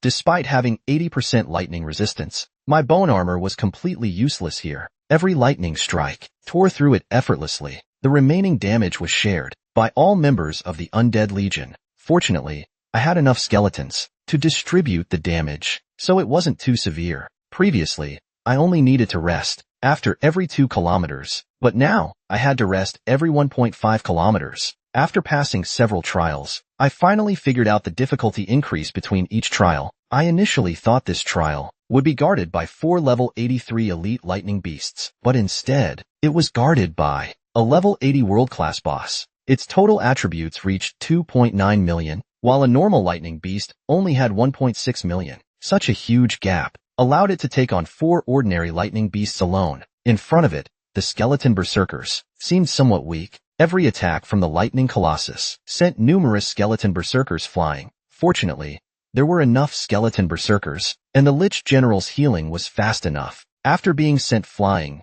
they were unharmed and quickly returned to attack. Thus, tens of thousands of skeletons to trap the lightning colossus. The skeleton mages and archers attacked from the rear. Soon, the lightning colossus was on the brink of death. Then, its body began to glow, clearly preparing to unleash a self-destruction skill. Even the self-destruction of ordinary lightning beasts was terrifying, so who knew how powerful a world-class boss's self-destruction would be? I immediately retreated with the Undead Legion, but some skeleton berserkers were too close and couldn't escape in time. 2 seconds later, a blinding white light exploded in the passage. In an instant, a 500-meter radius was engulfed in a white haze. Fierce lightning raged everywhere, far surpassing the self-destruction of ordinary lightning beasts. The power was on a completely different level. Countless skeleton berserkers melted instantly in the lightning. Even the shared damage talent failed at this moment. Although the undying aura revived them, they died again in less than 0.1 seconds. In other words, the undying aura was rendered useless. Although this self-destruction cost me over 3,000 skeleton berserkers, I had at least gained an understanding of the lightning colossus's self-destruction pattern. This would help me handle future trials more effectively. As I continued forward, I replenished my skeleton berserkers. The 5th and 6th trials were easily cleared, but by the 7th trial, my expression turned serious. The guardian of this trial was likely a world-class boss. However, to obtain the item in the crystal, I resolutely pressed on. The lightning attacks here were 3.8 times stronger than the initial ones. Every lightning strike caused damage to the Undead Legion. At this level of attack, even a level 80+ knight would be severely injured. Passing all the trials would be impossible, even for level 88 to 89 professionals. From Antares' words, it seemed that entering after level 80 would be even more troublesome. After walking nearly 2 kilometers, I encountered a towering, 30-meter tall lightning colossus. Its body was enveloped in terrifying lightning, as if a river of electricity flowed around it. The sight was both awe-inspiring and terrifying. Seeing this, I immediately cast the Aging Curse skill and used detection at the same time. While it was slowed, its attribute panel appeared. I discovered it was a level 80 world-class boss, named the Lightning Divine Beast. Its total attributes reached a staggering 4.1 million, and it even had an additional active skill compared to the previous lightning beasts. Although I didn't know what the skill Divine Thunder did, skill on a world-class boss was definitely not simple. At this moment, the Aging Curse had little effect on it. Only when the Frost Lich appeared did its speed slow down again. But as the lightning around it continued to erupt, the effects of the curse and frost began to wear off. Moreover, with every step it took, it absorbed lightning from the air, enhancing itself. So, I had to kill it as quickly as possible. Thus, I activated the primordial rune on the back of my hand. Instantly, the aura of the Undead Legion surged. Then, a green light exploded on the Lightning Divine. With the Strong Soldier skill active, the Venom Nova skill could deal nearly 190,000 damage per second. While this wasn't enough to kill the Lightning Divine Beast outright, it effectively suppressed its healing ability. Next, I summoned all the elemental liches. Various auras glowed on the skeletons. In the next moment, a barrage of attacks exploded on the Lightning Divine Beast. The Skeleton Berserker's skills, in particular, were devastating. With the dual buffs from the Lich General and the Strong Soldier skill, their strength reached an astonishing 1.24 million. Combined with the 600% strength boost from the Rampage skill, a single strike dealt over 8 million points of damage. The terrifying force instantly broke through the lightning divine beast's defenses. It was immediately torn apart. If not for its life reinforcement trait, it would have been instantly killed by the skeleton berserkers. Although the skeleton berserkers' power dropped significantly after using their skills, the attacks from the skeleton mages and archers still dealt considerable damage. In almost an instant, the lightning divine beast was severely wounded, but at that moment, the lightning divine beast's body began to glow intensely. In the next second, the entire passage was filled with lightning clusters. Feeling the terrifying power within the clusters, every hair on my body stood on end. In an instant, the undead legion and I were engulfed in lightning. When the lightning dissipated, all the skeletons were severely injured. If the damage had been slightly stronger, the undying aura would have activated. This was just one lightning divine beast, and it was already so difficult to deal with. Next, I would have to face 2, or even 3, and their skills were unavoidable. If I couldn't find a way, my life would be in serious danger. As I pondered this, dozens of healing spells landed on the undead legion. In the blink of an eye, the skeletons were fully healed. Only 5 seconds had passed since the strong soldier skill was activated. The skeletons resumed their attack on the lightning divine beast. Fortunately, until its death, it didn't use that skill again, but its aura became extremely unstable, and I knew it was about to self-destruct. However, the undead legion was in combat and couldn't be recalled, so I quickly retreated with the skeletons. We didn't stop until we reached the entrance of the passage. We were now about 2 kilometers away from the lightning divine beast, but many skeleton berserkers hadn't escaped in time. As a blinding white light erupted, a 1,500-meter radius was instantly reduced to nothingness. I could feel the skeleton berserkers disintegrating one after another in the lightning. In the blink of an eye, all the skeleton berserkers were annihilated in the explosion. Fortunately, I and the other skeletons had escaped the blast radius. Otherwise, I would have been completely wiped out. I began replenishing my skeletons and continued forward. When I entered the 8th passage, the cooldown for the strong soldier skill had ended. As I had guessed, this trial was guarded by 2 lightning divine beasts. However, after the previous battle, their divine thunder skill was no longer a threat to me. The only trouble was their self-destruction, and I didn't know if their combined self-destruction would increase the blast radius. To be safe, I lured them nearly 2 kilometers deeper into the passage before engaging them. This gave me over 3,000 meters of space to retreat, but just like before, I had to sacrifice all my skeleton berserkers to clear this trial. Now, only the final trial remained. Once I cleared it, I would fulfill my agreement with Antares. I did it.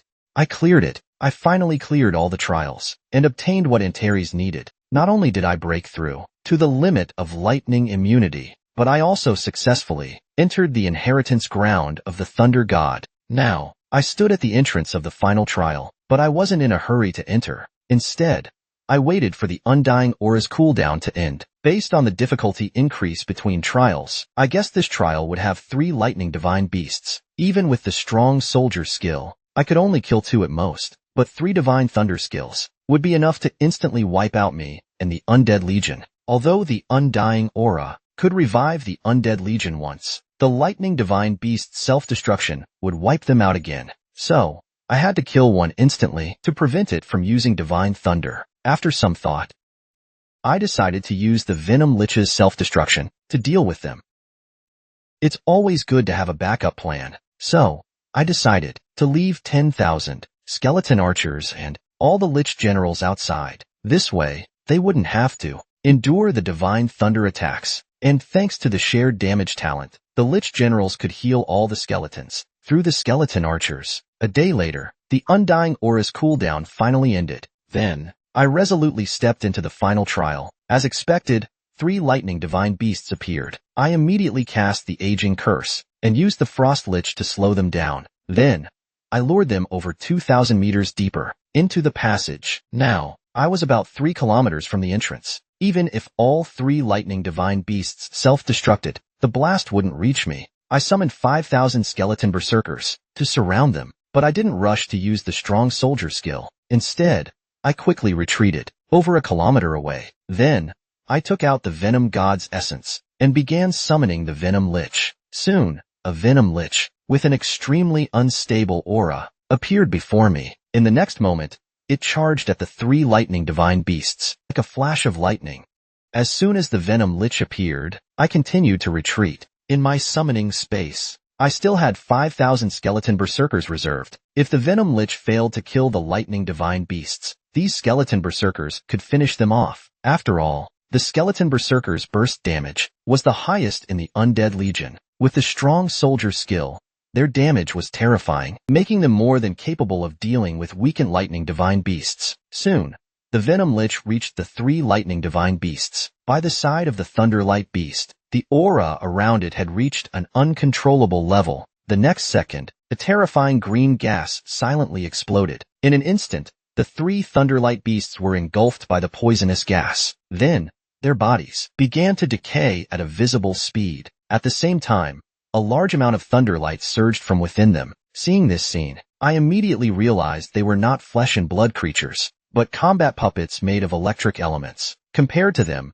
the war puppets of the Dragon Clan were like a small fish facing a giant. It's easy to imagine what kind of powerful existence could create such puppets. Although the 3 Thunderlight beasts, corroded by the poison gas, did not release any thunder skills, their bodies began to gradually brighten, preparing to self-destruct. The next second, a blinding white light almost engulfed the entire passage. The 3 Thunderlight beasts self-destructed with a coverage range of 2,000 meters. The skeleton berserkers covered by the Thunderlight were undoubtedly all instantly killed. Fortunately, I was at the entrance of the passage and was not affected. Afterward, I successfully reached the deepest part of the passage. There, I saw a giant crystal, but just as I was about to approach it, the surroundings suddenly lit up. Immediately after, a large number of purple crystals emerged from the ground. The crystals looked like gems, extremely beautiful. Inside, electric currents could be seen flickering. The next second,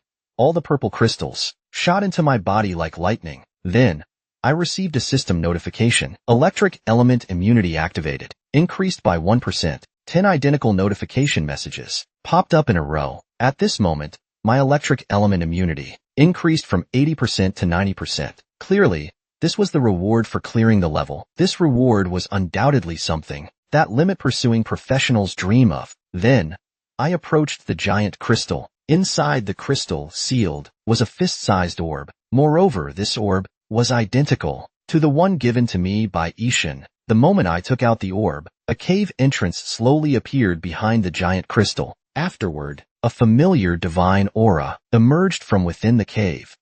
Seeing this, I walked in without hesitation. At the same time, somewhere in the deep space, a sharp howl echoed. The howl directly tore through space and entered the abyss world. Then, the Demon Emperor's palace, at the center of the abyss, began to tremble violently. The next second, the Demon Emperor's shadow slowly appeared. He immediately ordered all demons to kill me at any cost. In the ancient battlefield, the successful one would obtain a law treasure. Upon hearing this, all the Abyss Demon Kings were shaken. After all, such a thing had only happened a few times in history. They were all curious about what I had done in the ancient battlefield to make the Demon Emperor issue a kill order. The Black Sky Demon King, upon hearing the reward, had a look of desire in his eyes. Clearly, he was determined to obtain this law treasure. However, the rotting Demon King beside him let out a mocking laugh. The Demon Emperor is truly generous, but this law treasure won't be easy to obtain. After all, that guy can even release such a terrifying poison. Not to mention demons. Even Demon Kings might not be able to kill him. They might even risk their lives. So, this Demon King will just focus on researching my poison. Let others handle the killing. On the other side, after I entered the cave, I noticed that the walls were embedded with many fist-sized crystals. Upon inspection, I found they were all electric element essences. It contained the purest electric element. It could permanently enhance electric element immunity. Immediately, I took one down and injected my spiritual energy into it. Instantly, the electric element essence transformed into a mass of energy that entered my body. Then, I received a notification that my electric element immunity had increased by 1%. From then on, each increase required more electric element essence. Fortunately, there was enough electric element essence in the cave. Soon, my electric element immunity had reached 90%. The remaining electric element essence was all collected by me, totaling more than 500 pieces. And just then, at the other end of the cave, I saw a majestic palace The palace was enveloped in dense lightning. At the same time, the thunder god sword in my storage space suddenly reacted. Seeing this, I immediately realized this palace was the long-lost thunder god's palace. As I approached, the thunder god sword automatically flew out of my inventory and rushed toward the palace. As it erupted with brilliant electric light, the entire palace became a sea of lightning. I stood in the electric sea, letting the lightning fall on me, completely unfazed. The lightning that fell on me not only caused no harm, but I also felt as if the electric elements were cheering and rejoicing. The next second, the long-sealed palace doors slowly opened. Without hesitation, I strode inside. But what greeted me was the corpse of the thunder god.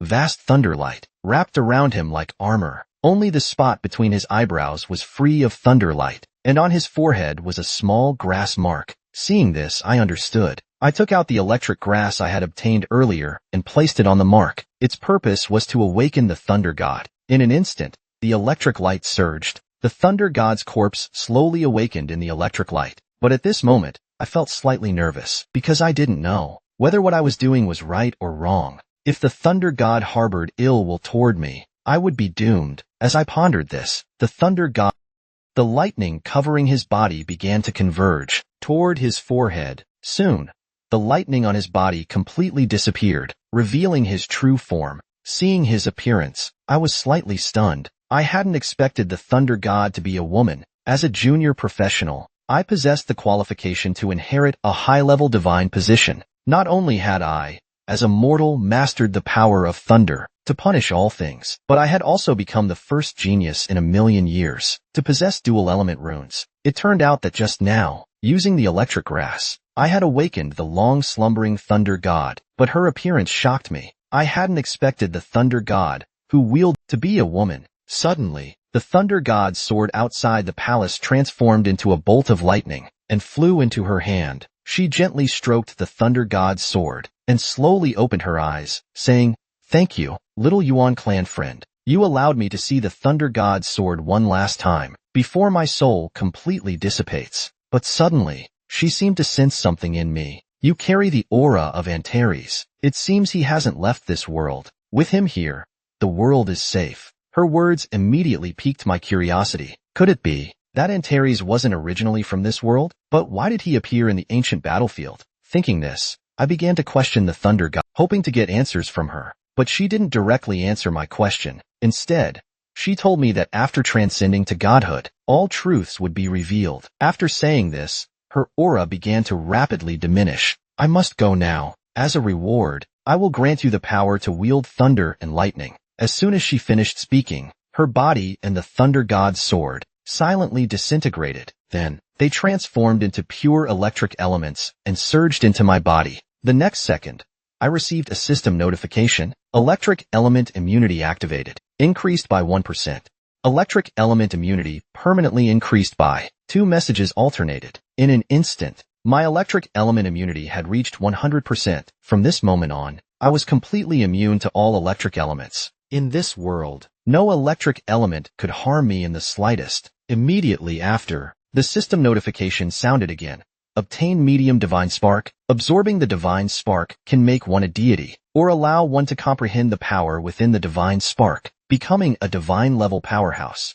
Obtained the thunder god's divine position. Fusing with the divine position allows one to become the new thunder god. Seeing the rewards, I was completely stunned. I hadn't expected the Thunder God to choose me as her successor. After all, although the Thunder God, like the god of poison, was a medium-level deity, legends said that the Thunder God was far more powerful than the god of poison. Her strength was infinitely close to that of a high-level deity. Even so, I still had no intention of inheriting this divine position. After all, my goal wasn't to become a deity, but to become a transcendent. However, I would definitely find a suitable person to inherit this divine position in the future. After the Thunder God disintegrated, in addition to leaving behind the divine position and divine spark, 10 crystal-like objects also fell into my hands. I could feel that the crystals contained an extremely peculiar power. It was a power I had never encountered before. Its level seemed to surpass even the essence blood of the god of poison. After probing, I discovered this was actually a mythical grade material. The Law Divine Crystal. It contained the power of the electric element law. Seeing its information panel, I was somewhat astonished. This was the first time I had encountered the term law. Previously, neither in records nor in history had I ever heard of it. As the Thunder God disappeared, the entire Thunder God's palace and the cave began to collapse rapidly. Seeing this, I didn't hesitate and quickly exited the cave. At the same time, both the ancient battlefield and the human world began to reign with divine essence. In the core area, Antares sensed all of this and slowly opened his eyes. The Thunder God has fallen after all. I hadn't expected that kid to awaken her, but perhaps it's for the best. After being lonely for so many years, she can finally find peace. By now, I had successfully escaped from the cave, but just as I was about to leave, I noticed that within the collapsed mountain, a stone tablet had appeared. The tablet was engraved with extremely complex runes. I immediately recognized that these runes were primordial runes, so I quickly released my spiritual energy to connect with the tablet. Instantly, the runes on the tablet turned into flowing light and entered my body. Immediately after, a red light shot up from my body. The ice rune on the back of my left hand also brightly, as if resonating with the new primordial rune. Seeing this, I was overjoyed. Could it be that this primordial rune's strength was on par with the ice rune? After all, the ice rune allowed me to challenge opponents far beyond my level. If I could obtain another skill of similar strength, my power would reach an unimaginable level. By then, even if a demon king came, I wouldn't fear them at all. But to obtain the rune's skill, I would have to wait for the red light on my body to disappear. During these 10 days, I would become the target of all creatures. But this time, I didn't want to be passive. Rather than waiting for enemies to come to me one after another, I would take the initiative and go on a killing spree. When I first set foot on the Wind and Thunder continent, I had already faced attacks from the Dragon Clan. Moreover, I suspect that they might be mass-producing war puppets. To verify this conjecture, I must head to the Dragon Clan's base to investigate. So I activated my Lightning King spirit wings and flew toward the Dragon Clan's base. Along the way, numerous demons and Dragon Clan members located me through the towering light I emitted. When they saw that I was only level 52, they all lost their minds with excitement, thinking that the primordial rune was already within their grasp. But when they charged at me, they realized that my strength was far beyond what they could handle. Thus, wave after wave of demons and Dragon Clan members came to their deaths. My experience and profession slowly rose through the slaughter. Unfortunately, the military merits gained from killing them could no longer increase my military rank. Only by slaying demon kings or dragon kings could I continue to raise my rank. I am now a 3-star divine general. To reach 4-star divine general, I would need to kill at least 4 demon kings or dragon kings. Half a day later, my vision was filled with thousands of Dragon Clan warships, and on each warship, there were at least 100 powerful Dragon Clan soldiers. However, their eyes were hollow and lifeless, as if they had no souls within them. Clearly, they were the war puppets created by the Dragon Clan. Their numbers had already exceeded 100,000, enough for the Dragon Clan to launch a devastating war against the human race. Even if they failed, they would only lose some war puppets, but the humans who died would be real flesh and blood beings with souls. What puzzled me was, where did the Dragon Clan get so many materials to create these war puppets? After all, creating war general level puppets required a massive amount of high-quality materials. As I pondered this, the Dragon Clan commander on the warship also noticed my presence. It's Lin Muyu from the human race. How did he obtain another primordial rune? But this is good. The Dragon King has already issued a kill order for him. As long as we kill him, and deliver this primordial rune to the Dragon King. We will surely receive a heavenly reward." So he immediately ordered the entire army to attack and kill me on the spot. In an instant, all the war puppets surged toward me like a dark cloud. But seeing this, I felt no fear whatsoever. This was perfect. I could level up again. The next second, my undead legion appeared like phantoms. The skeleton berserkers charged at the front, ready to face the Dragon Clan's war generals. Just as the two sides were about to collide, the strong soldier skill on the back of my hand activated. At the same time, the Lich General buffed the undead legion. In an instant, the combat power of the entire undead legion increased nearly tenfold. Then, the skeleton berserkers unleashed their skills. With a single strike, they could deal damage equivalent to over 8 million strength points. The Dragon Clan's war puppets were no match for them. In an instant, thousands of Dragon Clan war generals were instantly killed. Seeing this, the Dragon Clan commander was utterly terrified. How is this possible? His summoned creatures can kill a Dragon Clan war general with a single strike. Quick, order all soldiers to retreat. He's no longer someone we can handle, unless the Dragon King himself intervenes. The next second, retreat orders were issued from the Dragon Clan warships, and a large number of Dragon Clan war generals began retreating to the ships. But I wouldn't let the experience points slip away. I instantly activated the corpse explosion skill. The bodies of thousands of puppets exploded almost simultaneously. Under the effects of strong soldier, the damage of corpse explosion was amplified sixfold. Not to mention these level 70 Dragon Clan war generals, even level 80 beings, would struggle to survive such a dense explosion. The Dragon Clan's war puppets were completely annihilated, and the commander could only watch in despair as his forces were wiped out in an instant. Countless Dragon Clan corpses fell from the sky. Even the protective shields of many warships shattered. On the warships, the real Dragon Clan soldiers looked panicked. They wanted to escape, but it was already too late. The continuous corpse explosions destroyed them along with the warships. The remaining warships and Dragon Clan war generals turned around and fled toward the Dragon Clan's base. Seeing this, I didn't pursue them. Instead, I thought I would wait until I reached the Dragon Clan's base to wipe them out. Reality struck. I hadn't expected that by destroying the Dragon Clan's military base in the ancient battlefield, a long-hidden secret realm would suddenly appear. It turned out that after obtaining the second primordial rune, I decisively gave up on fleeing from pursuit and chose to take the initiative. But along the way, I encountered a 100,000-strong puppet army created by the Dragon Clan. However, I still managed to repel them with absolute strength, but I didn't annihilate them completely. Instead, I planned to use them to locate the Dragon Clan. While the cooldown for the strong soldier skill ended. Finally, after 2.5 hours, a flying fortress appeared in my sight. It was surrounded by a large number of Dragon Clan warships. Clearly, this fortress was the Dragon Clan's temporary base in the lower space. To gather specific information about the Dragon Clan's forces, I immediately released my spiritual energy to cover the entire military fortress. But to my surprise, there was an aura of a secret realm inside. Could it be that this military fortress was built to protect the secret realm? If that was the case, then this secret realm must hold some unknown secrets. To uncover the truth, I would first need to breach this fortress and see for myself. But judging by the fortress's facilities and layout, breaking through it would require at least a divine-level powerhouse. The only way was to use the self-destruction of the poison lich to dismantle its defenses. At this moment, tens of thousands of Dragon Clan war generals surrounded me. Among them were many powerful Dragon Clan members. Their auras were far beyond what those puppets could compare to. Each of them was above level 80. The strongest among them had even reached level 83. Such a power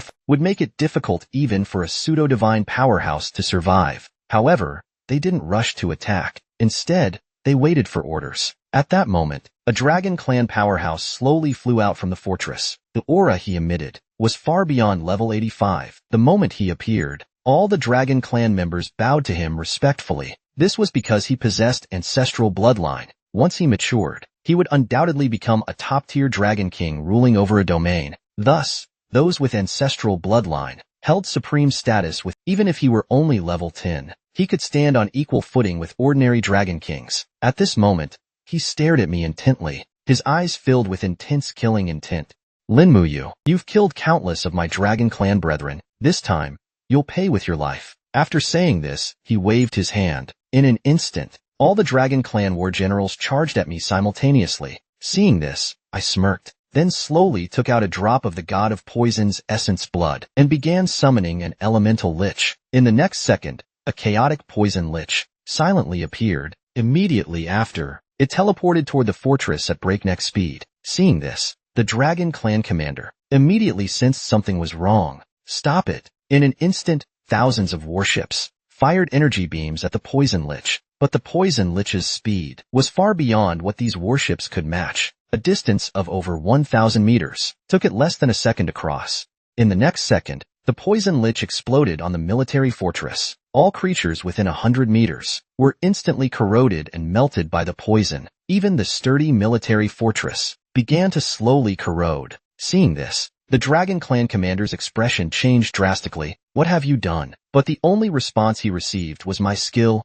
aging curse. The moment the curse descended, the entire battlefield was enveloped in red light. Immediately after, the undead legion and elemental liches appeared en masse. As soon as the skeletons appeared, several auras surrounded them. At the same time, the rune skill on the back of my hand activated. In the next second, the skeleton's attributes exploded. Over 10,000 berserkers charged at the Dragon Clan war generals with their greatswords. At the same time, a green light exploded among the Dragon Clan. The Poison Star explosion skill, enhanced by the Strong Soldier skill, could deal up to 180,000 damage per second. Combined with the Poison Lich's poison aura, the total damage dealt to enemies per second reached 480,000. Most level 70 Dragon Clan war generals couldn't survive more than a few seconds. After all, their constitution was less than 200,000. Even Dragon Clan war generals above level 80 struggled to endure this level of poison. The Dragon Clan commander, seeing that I had not only destroyed their fortress, but also poisoned his entire clan,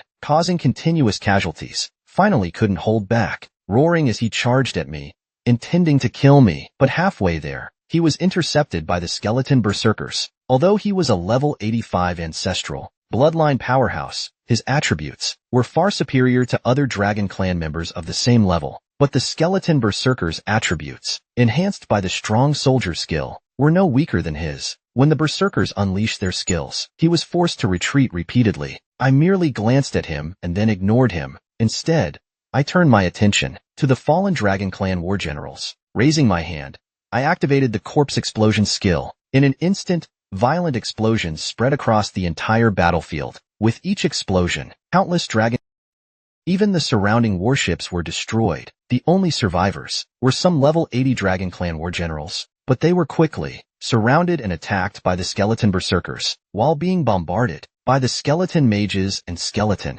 archers from a distance. At this moment, their military fortress had been corroded by the poison, revealing a secret realm slowly emerging. Seeing this, the Dragon Clan commander immediately ordered his troops to defend the secret realm. He knew very well what was hidden inside. If I discovered the secrets within, the consequences would be unimaginable. However, the recent battle had nearly wiped out the Dragon Clan war generals. Only a few level 80 Dragon Clan war generals barely survived. And all of this took me only a dozen seconds. He never expected that despite being only level 52, my strength far surpassed that of ordinary pseudo-divine powerhouses. Looking at the remaining defeated soldiers, I smirked coldly. Then, the skeleton berserkers threw the Dragon Clan corpses toward them. The moment they saw the corpses, all the Dragon Clan members turned and fled. They had just witnessed the power of this skill. Even the shockwaves from the explosions could instantly kill level 70 war generals. Even level 80 war generals couldn't withstand more than a few hits, and they were already heavily injured. One or two more explosions would surely kill them. Even the commander with ancestral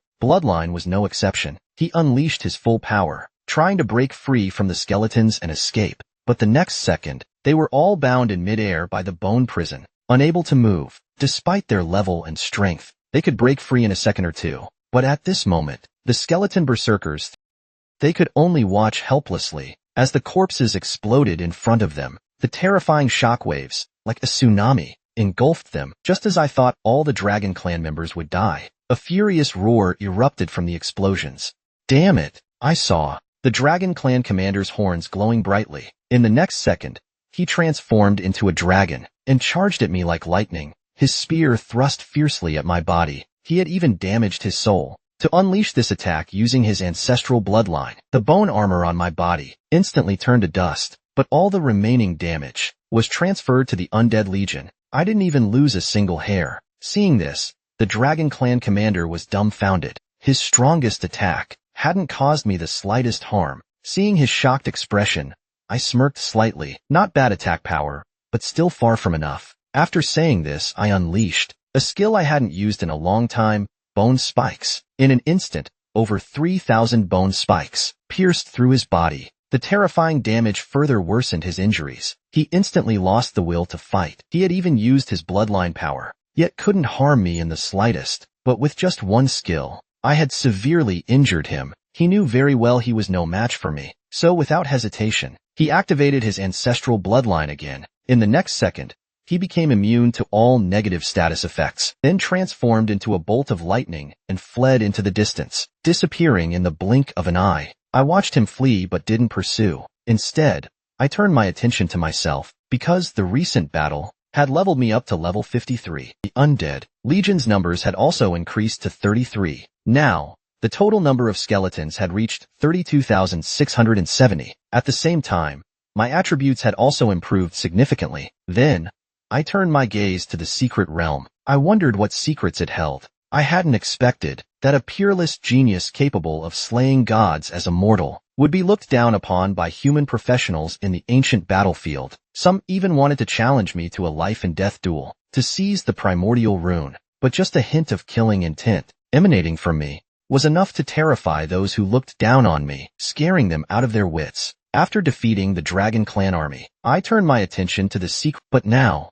the entrance was shrouded in poison gas, and the poison had spread across a 10-kilometer radius. The battlefield had become a forbidden zone. After all, the god of poison's gas could kill any pseudo-divine powerhouse. Even the Black Sky Demon King's avatar couldn't withstand it. Unless one's poison immunity reached 100%, they couldn't enter the secret realm unscathed. Fortunately, after slaying the god of poison, I had already raised my poison immunity to 100%, and the poison lich's spinal cord could further increase poison immunity. So I took out the spinal cord and began absorbing it frantically. Half an hour later, I finally raised my poison immunity from 80% to 100%. From now on, I would be immune to all poison damage. The poison here was now meaningless to me. But when I approached the secret realm's entrance to enter, a mysterious force repelled me. After some thought, I realized that ever since I obtained the primordial rune, I had been in a unique state. In this state, I couldn't enter any secret realms or dungeons. Only after the 10-day trial period ended could I enter. Now, I still had 8 days left in the trial period. I thought about resting on the spot and waiting for the trial to end. But before I could sit down, I sensed a powerful aura approaching. It was a force I couldn't ignore. It swept in from afar. Immediately, the sky was dyed a dark green. Seeing this, my expression instantly turned grave. This was a sign of the Abyss Demon King's arrival. Moreover, this aura wasn't from a clone of the Demon King, but from his true form. Clearly, he had traveled through a deep space temporal channel. Although if he were to use his full power, he could only exist in the lower realm for a few minutes. For the Demon King's true form, even a few seconds would be enough to make it nearly impossible for me to survive. The only saving grace was that I was currently within the toxic gas, and the toxic gas of the god of poison was something even the Demon King found troublesome. But as his figure appeared outside the gas, the abyssal flames on his body began to burn wildly in the air, even igniting the god of poison's toxic gas. At most, within half an hour, the abyssal flames would completely burn away the toxic gas here. At this moment, I finally saw the Demon King within the abyssal flames. I had once read about the Demon King, so I immediately recognized him as an elite-level flame Demon King. His strength was even greater than that of the Inferno Demon King. At this moment, I felt that I was firmly locked onto by his aura. If I were to leave the toxic gas, I would face a terrifying attack. But now, I was in the middle of the primordial rune trial, and I couldn't leave the ancient battlefield. Even Antares' dragon orb couldn't teleport me away. The only useful thing was the teleportation array in the Divine Statue City, but it could only be used once. Unless absolutely necessary, I didn't want to use it. Just then, several more auras swept in from afar, and their auras were no weaker then the flame demon king before me. At this moment, I didn't realize that I had been marked for death by the Abyss Demon Emperor. It wasn't until I saw their appearances that I realized the severity of the situation. Without hesitation, I activated the teleportation array of the Divine Statue City. In the next second, my figure vanished from this place. At the same time, a red light suddenly shot into the sky from the Divine Statue City. Everyone was startled by this sudden red light. Holy crap! It's the red light emitted by the primordial rune. Who on earth obtained the primordial rune? Seeing this, many people in the city showed expressions of envy. I've been here for years, and I haven't even caught a glimpse of the primordial rune. A man nearby scoffed. Those who obtain the primordial rune are destined for greatness. You're just an extra, so don't even think about it. Even if you got it, you might not be able to keep it. In this Divine Statue City, there are too many people who want the primordial rune. They might even challenge you to a life and death duel to seize it. So, to keep the primordial rune, you need immense strength. The appearance of the primordial rune also alerted the city's leader, Feng Yinming. He immediately rushed to the teleportation array, where the red light appeared. But to his surprise, the one who obtained the primordial rune, he was slightly shocked, but quickly regained his composure. In his eyes, my existence itself was a miracle. He glanced at the military badge on my shoulder and was stunned. Just a few days ago, I was a 2-star divine general, but now I had become a 3-star divine general. Recalling the recent divine battle, he guessed that the fall of that deity must have been related to me. However, my appearance here left him somewhat puzzled. After all, I was someone who could even slay an Abyss Demon King. In the entire lower realm, there should be no creature capable of forcing me to seek refuge in the city, right? Could it be that the ones chasing me are even more terrifying than the Demon Kings? I could see the confusion in his eyes, so I explained the situation to him. At least 3 elite-level Demon Kings were hunting me down. I urged him to prepare all the city's professionals for battle immediately. Hearing this, Feng Yiming was utterly shocked. Although he didn't know what I had done to warrant being chased by 3 Demon Kings, he assured me not to worry. The Divine Statue City had stood for 1,000 years for a reason. There had been Demon Kings who came before, but they were all eventually driven away. So he believed that the Divine Statue City could repel these Demon Kings once again. Then, he arranged for me to stay in a residence reserved for God-level experts. Half an hour later, in White City, Ming Anwen in his courtyard also learned of my news. I never expected Xiaoyu to obtain another primordial rune. With 2 primordial runes in his possession, this kid has once again broken historical records, and he's become a 3-star divine general too. I really wonder what this kid has been through in the lower realm. Ming Anwen smiled, clearly delighted. Then, he closed his eyes again and entered a meditative state. Meanwhile, I had already replenished my lost undead army. Afterward, I opened my status panel to check my attributes. I found that my current attributes had increased by over 19,000 compared to when I was level 52. To put it into perspective, even for a top-tier class like the Earth Knight, the total attributes at level 53 are only around 270,000. But my total attributes had already reached 490,000. And as my level continues to rise, the gap between me and others will only grow larger. After resting for half a day, I prepared to leave my residence and head to the city's shops. But as soon as I opened the door, I attracted the attention of many people. He's finally, don't anyone dare compete with me. I'll be the first to challenge him to a life and death duel. Most of them had rushed back from their field training. After hearing the news, they were all eager to challenge me, thinking that by defeating me, they could inherit the primordial rune. But the moment I stepped out of the room, everyone present was stunned. Not only was I emitting a dazzling red light, but the divine general badge on my shoulder was equally radiant. Those who had been boasting about challenging me now didn't dare to even breathe loudly. As I walked past them, they all stood straight, saluting me with their eyes, because they could feel a faint aura of killing intent emanating from me, a remnant of the intense battles I had fought. It wasn't until I had walked far away that these people finally relaxed. Oh my god. At level 53, he's already a 3-star divine general. That means he's killed at least 3 demon kings or deities. That's absolutely terrifying. If he reaches level 70, how powerful will he become? Are you stupid? His level can't possibly be just 53. He must be using some item to hide his true level. I bet his real level is at least in the 80s. You're talking nonsense. A deep voice interrupted their speculations. An 85-level berserker walked over. Have you all been away from the human world for too long? If you just ask around about Divine General Ling, you'll find out the truth. I can tell you for sure that Divine General Ling's level is indeed 53, and this primordial rune is the second one he's obtained.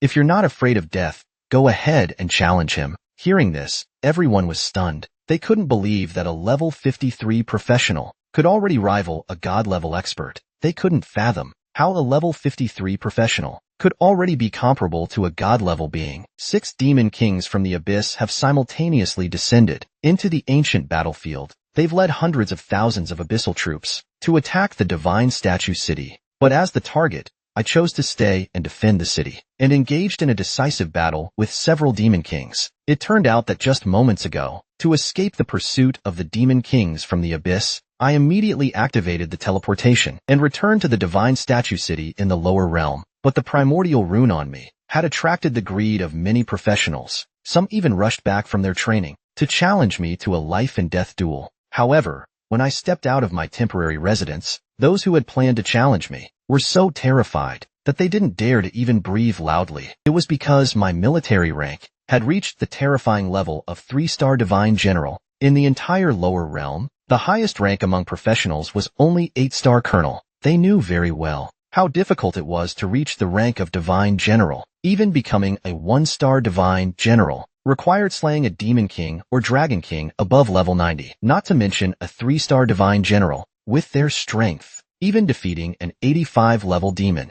would be extremely difficult.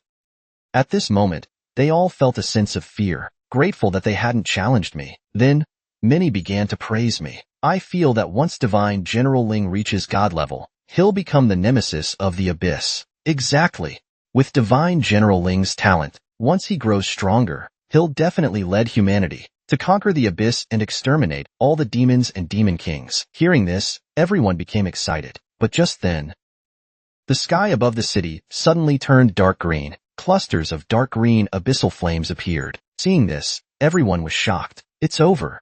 This phenomenon must mean the true form of an abyss demon king has descended. What are you afraid of? The divine statue city was built by humanity's transcendent experts. The entire city is protected by an ancient formation. Even a demon king wouldn't be able to break through it easily. At that moment, the abyssal army swept in like a tidal wave, their numbers exceeding 100,000. Behind the army, within the abyssal flames, the figures of 5 demon kings appeared. The professionals who had just said everything was fine were now completely panicked. Holy crap! What kind of abyssal army is this? I've never seen such a massive force, even in the ancient. I wonder if the city's defenses can hold. Just then, a spire in the city slowly rose into the air. Feng Yiming's voice echoed from the spire. The abyssal army is at our gates. All city forces, prepare for battle immediately. All professionals in the city, form teams and join the army. Hearing this, I immediately left the pharmacy and headed to the city gates. Seeing the abyssal army and the several demon kings outside, I finally realized that I must have seriously provoked the abyss. Otherwise, they wouldn't have mobilized such a massive force just for a single primordial rune, let alone sent 5 demon kings simultaneously. But even so, Feng Yiming on the spire showed no fear. In fact, his eyes radiated confidence. At that moment, a deafening voice from one of the demon kings echoed from outside the city. Hand over Lin Mayu, or we'll storm the city and slaughter everyone. Hearing this, the professionals in the city all turned to look at me in shock. They couldn't believe that the abyss had mobilized such a massive force just to capture me. They were even willing to besiege the divine statue city and send 5 demon kings. This was practically a declaration of war against humanity. But Feng Yiming let out a cold laugh. Even though you've sent 5 demon kings, how many times can they act in the lower realm? And with your ragtag army, you think you can slaughter our divine statue city? Even your demon kings wouldn't dare to make such bold claims. If you know what's good for you, get lost and go back to your demon kings for milk. Hearing this, the abyssal army roared in anger. But Feng Yiming remained unfazed. The abyss demon kings were enraged. You deserve to die. As demon kings, their status was equivalent to humanity's god-level experts. Yet now, they were being humiliated by a mere human. They immediately waved their hands, commanding the abyssal army to attack the city. In an instant, all the demons charged toward the divine statue city. Seeing this, Feng Yiming smiled. Perfect timing. Then, he punched the thunder tower. In an instant, ancient formations emerged from the city, their power concentrated on the spire. A bolt of lightning shot from the spire into the sky. The next moment, a dense sea of lightning descended like a tidal wave, engulfing the abyssal army around the city.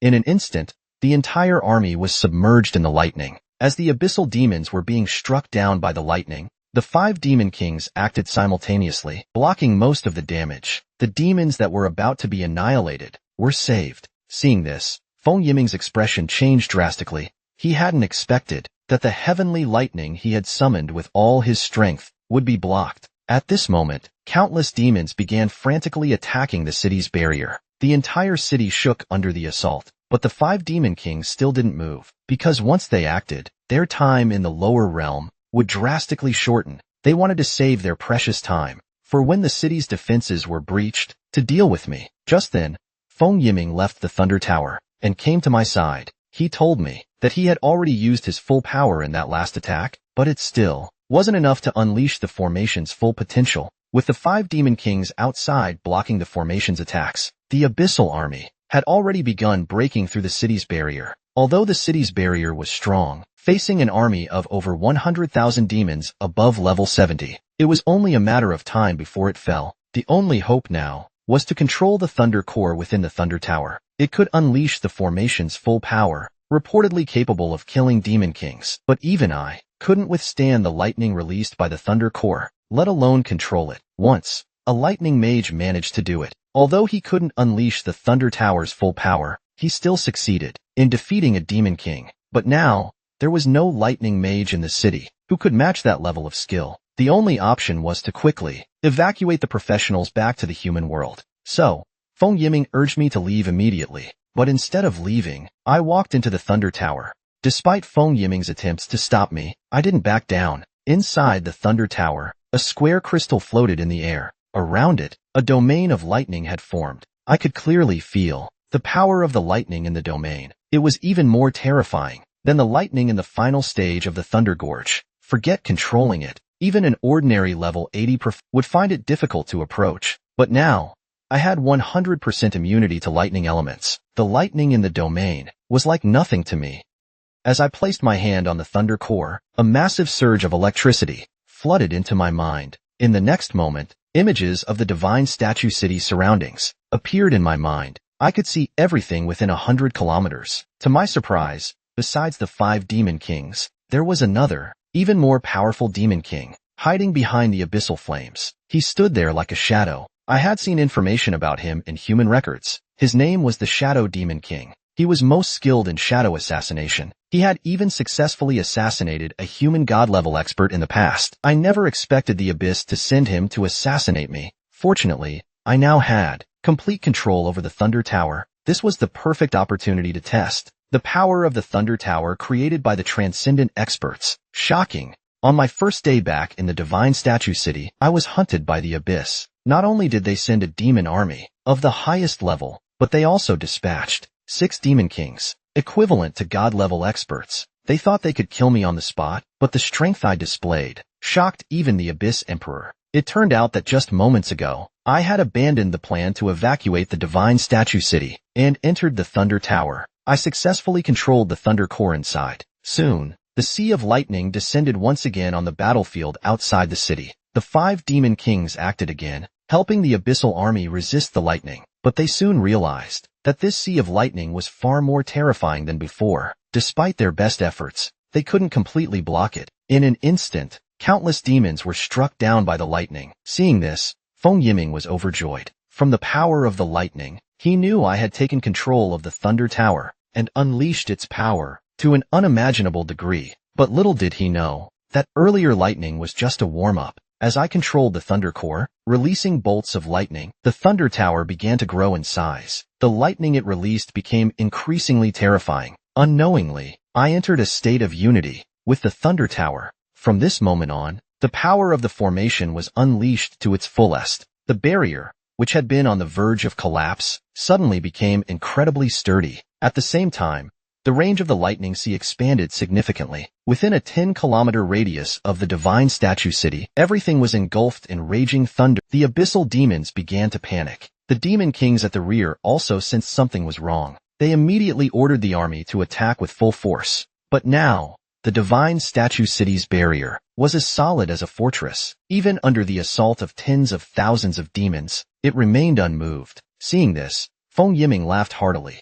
It's useless. Unless your Abyss Emperor personally intervenes, you'll never break through the city's defenses. Hearing this, one of the demon kings was enraged. Pathetic defenses. Watch how I shatter your turtle shell. As soon as he finished speaking, his palm, wrapped in blue ice flames, struck the barrier. The barrier twisted and deformed under the impact. But as the Thunder Tower released a surge of energy, the next moment, the barrier stabilized instantly. Seeing this, the Frostflame Demon King was shocked. He unleashed his full power and struck again. Even though the entire barrier was covered in frost flames, it showed no signs of damage. I smiled faintly. Not just one Demon King, but even if all 5 Demon Kings and the Shadow Demon King attacked together, they wouldn't be able to break the barrier. A glint of killing intent flashed in my eyes. In the next moment, a thin bolt of lightning shot from the Thunder Tower into the Frostflame Demon King's body. The Frostflame Demon King froze in place, motionless. 2 seconds later, he let out a blood-curdling scream, vomiting a mouthful of blood. His aura instantly weakened. Without hesitation, he opened a spatial rift, attempting to flee back to the deeper layers of the abyss. But I wouldn't let him escape. Right under my nose, 2 bolts of lightning shot out from the Thunder Tower simultaneously. One destroyed the spatial rift, while the other struck the Frostflame Demon King directly. In the next moment, his body and soul turned to ashes. The other 4 Demon Kings were stunned when they saw this. They couldn't believe that just 2 bolts of lightning had killed the powerful Frostflame Demon King. At the same time, they realized just how terrifying the divine statue city truly was. They immediately opened spatial rifts, preparing to flee back to the deeper layers of the abyss. As for the abyssal army, they couldn't care less. Even the Shadow Demon King, hidden in the darkness, began to waver. But in the next moment, several bolts of lightning struck, destroying all the spatial rifts. Since you've come, don't think about leaving. My voice echoed from the city. Immediately, bolts of lightning rained down on them. Seeing this, the Demon King's expressions changed drastically. To save their lives, they unleashed their full power to resist the lightning. Seeing the Frostflame Demon King's demise, Feng Yiming's eyes lit up. He hadn't expected that I could make the Thunder Tower unleash divine-level power. Since the construction of the Divine Statue City, no one had ever achieved this. But now, such a thing has happened to me. The professionals in the ancient city are also cheering at this moment. They have witnessed the fall of a Demon King with their own eyes. Now, the other 4 Demon Kings are about to be annihilated by the ancient city's formation. Finally, one of the Demon Kings couldn't hold on any longer, shouting angrily, "If you don't act now, we're finished." He could no longer stick to the original plan. In this situation, useless trash. A scolding voice echoed in the air. Immediately after, a figure appeared in everyone's sight. He spread his wings wide, releasing an aura of the abyss, forming a black curtain in the sky that blocked the divine thunder. From this it was clear that his strength far surpassed that of the other Demon Kings. But it was precisely the domain in my mind where the divine stone began to spin wildly. Then, a surge of killing intent erupted from my body, piercing into the heart of the thunder. Instantly, the power of the ancient Thunder Tower was enhanced once again. Feeling this, the Dark Demon King was filled with terror. This is the aura of laws. In an instant, the black barrier in the sky was struck by the divine thunder, teetering on the brink of collapse, as if it could shatter at any moment. Seeing this, the Demon Kings exchanged glances and nodded in unison. At this point, we have no choice but to use that move. Immediately, they all formed hand seals and chanted a series of incantations. In the next second, a massive formation slowly emerged in the sky outside the ancient city. At the same time, a dark aura spread rapidly from beneath their feet. The demons thought this was a formation prepared by the Demon Kings for their retreat. But in the next moment, the dark aura began to mercilessly harvest their lives. The already weakened demons were instantly wiped out in large numbers. Their essence and blood began to pour into the formation in the sky. Seeing this, the professionals were stunned. What the hell is going on? Why are the demons killing each other?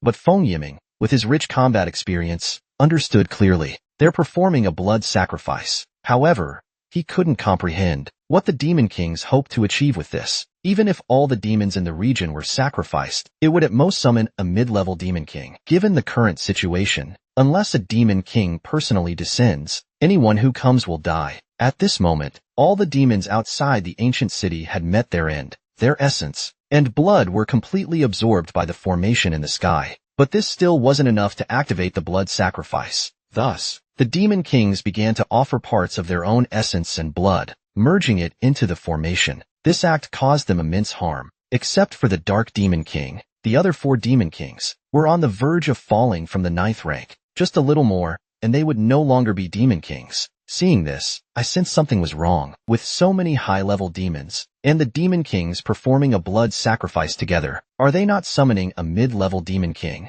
but one of an even higher rank? As I pondered this, a spatial rift appeared in the sky. Immediately after, an extremely terrifying aura emanated from within. In the next moment, all the professionals in the ancient city were pressed to the ground by this aura, trembling in fear. Even Feng Yiming couldn't stop shaking.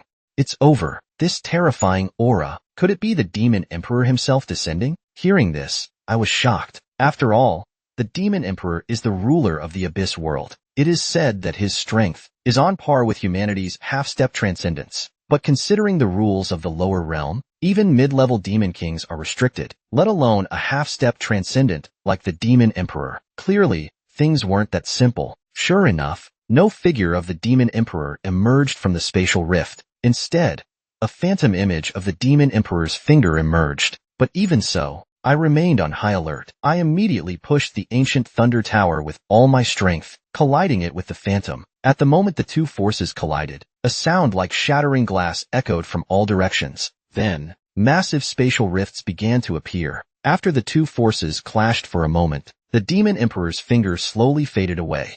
Seeing this, all the professionals present showed expressions of joy. But the demon kings looked horrified and incredulous. They hadn't expected that the demon emperor's will could be blocked so easily. By now, I had already exited the ancient thunder tower. Then, a flame lich emerged, engulfed in raging flames, charging toward the demon kings. Although the demon kings reacted, their recent blood sacrifice had left them extremely weak. They had no way to avoid the flame lich's self-destruction. But at that moment, from the other side of the spatial rift, a voice suddenly rang out. It was the aura of the fire god. Then, the demon emperor's finger phantom twitched slightly. In the next moment, the spatial rift complied, and the 5 demon kings vanished instantly. Awakened, my hidden class, the Lord of the Undead, has finally awakened. The new rune not only boosted my single attribute past the 1 million mark, but also laid the foundation for me to become a transcendent. It turned out that after successfully repelling the abyssal army, I re-entered the ancient thunder tower. While controlling the tower earlier, I had discovered some secrets, but just then, the military teleportation array in the ancient city lit up. 3 powerful professionals emerged, radiating the aura of divine-level experts. The highest level among them was even at level 92. It turned out that when the abyssal army attacked the divine city, someone immediately sent a distress signal to the higher-ups of the divine empire. Upon receiving the signal, the 3 divine-level experts teleported over immediately, but when they arrived, they found that the battle had already ended. The distress signal had mentioned that 5 demon kings and 100,000 troops had been dispatched by the abyss. Yet, in less than 10 minutes, the battle was over, and the powerful abyssal side had lost. Even though the 3 were well-informed divine-level experts, they couldn't help but be shocked. After all, the highest-level person here was Feng Yiming, who was only level 86. Although he could control the ancient thunder tower, it was impossible for him to repel several demon kings. As they were puzzling over this, Feng Yiming truthfully recounted what had just happened. After hearing his account, the 3 divine-level experts were stunned. They hadn't expected that the spirit general could unleash such power from the ancient thunder tower. Not only had he slain a demon king, but he had also forced 5 demon kings to perform a blood sacrifice. In the end, even the demon emperor's finger could only achieve a draw. That old fool by Yuanyu, and really hit the jackpot to have such a talented disciple. With that, the 3 teleported back to the deep void. Meanwhile, in the demon emperor's palace in the abyss, the 5 demon kings were being scorched in the abyssal flames. However, their faces showed no signs of pain. Instead, their injuries were rapidly healing. In fact, their auras were even stronger than before. Then, the demon emperor on the throne spoke slowly. You all did well this time. Although you failed to kill Lin Mayu, even I didn't expect that he could control the ancient thunder tower and even unleash lightning.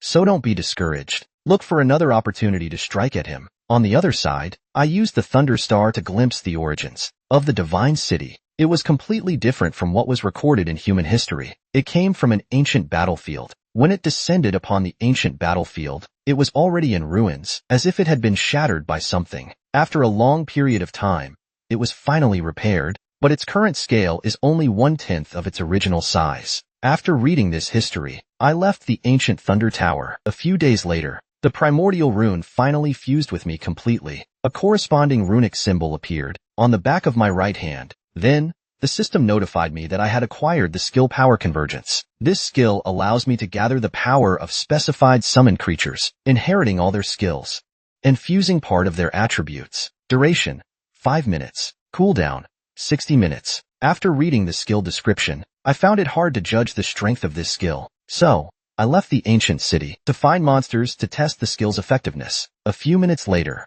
I finally found a creature that seemed relatively powerful, a cat. Then, the undead legion and elemental lich appeared together. The moment I activated the power convergence skill, countless points of light lit up in my mental world. Every summoned creature on the field formed a connection with me at that moment. Then, a tremendous amount of power flowed from all the summoned creatures into me. In the next second, my mental attributes skyrocketed. At the same time, various skills converged onto me. I immediately opened my attribute panel. The moment I saw my attributes, I was stunned. All my mental attributes had reached 1 million. With a total of 4 million attributes, I was comparable to a level 80 world boss. This was more than 10 times higher than other legendary professionals of the same level. If the strengthen troops skill could still take effect on top of this, my total attributes would reach 12 million, rivaling those of an ordinary divine level expert. Thinking of this, I felt a surge of excitement. So, I immediately activated the strengthen troop skill, but I found that my attributes did not change at all. I guessed that 1 million in a single attribute was my current limit. Perhaps as my level increased, my attribute cap would also increase. However, even if the strengthen troops skill couldn't further increase my attributes, a total of 4 million still boosted my combat power by at least 5 times. Moreover, I had inherited all the skills of the undead legion, especially the frenzy skill, inherited from the skeleton berserker. With my current strength attribute of 1 million, it could unleash damage equivalent to 6 million strength. Combined with the 500% damage boost from the strengthen troop skill, a single strike could deal damage equivalent to 30 million strength. Then, I took out a platinum-grade longsword and charged at the boss. At the same time, I cast a detection spell. After scanning, I discovered that this monster was actually a level 73 world-class boss with 2.6 million total attributes. With dual enhancements and single immunity, it was the perfect target to test this new skill. The Roaring Fang Beast King also noticed my presence. It charged at me like a cannonball. Seeing this,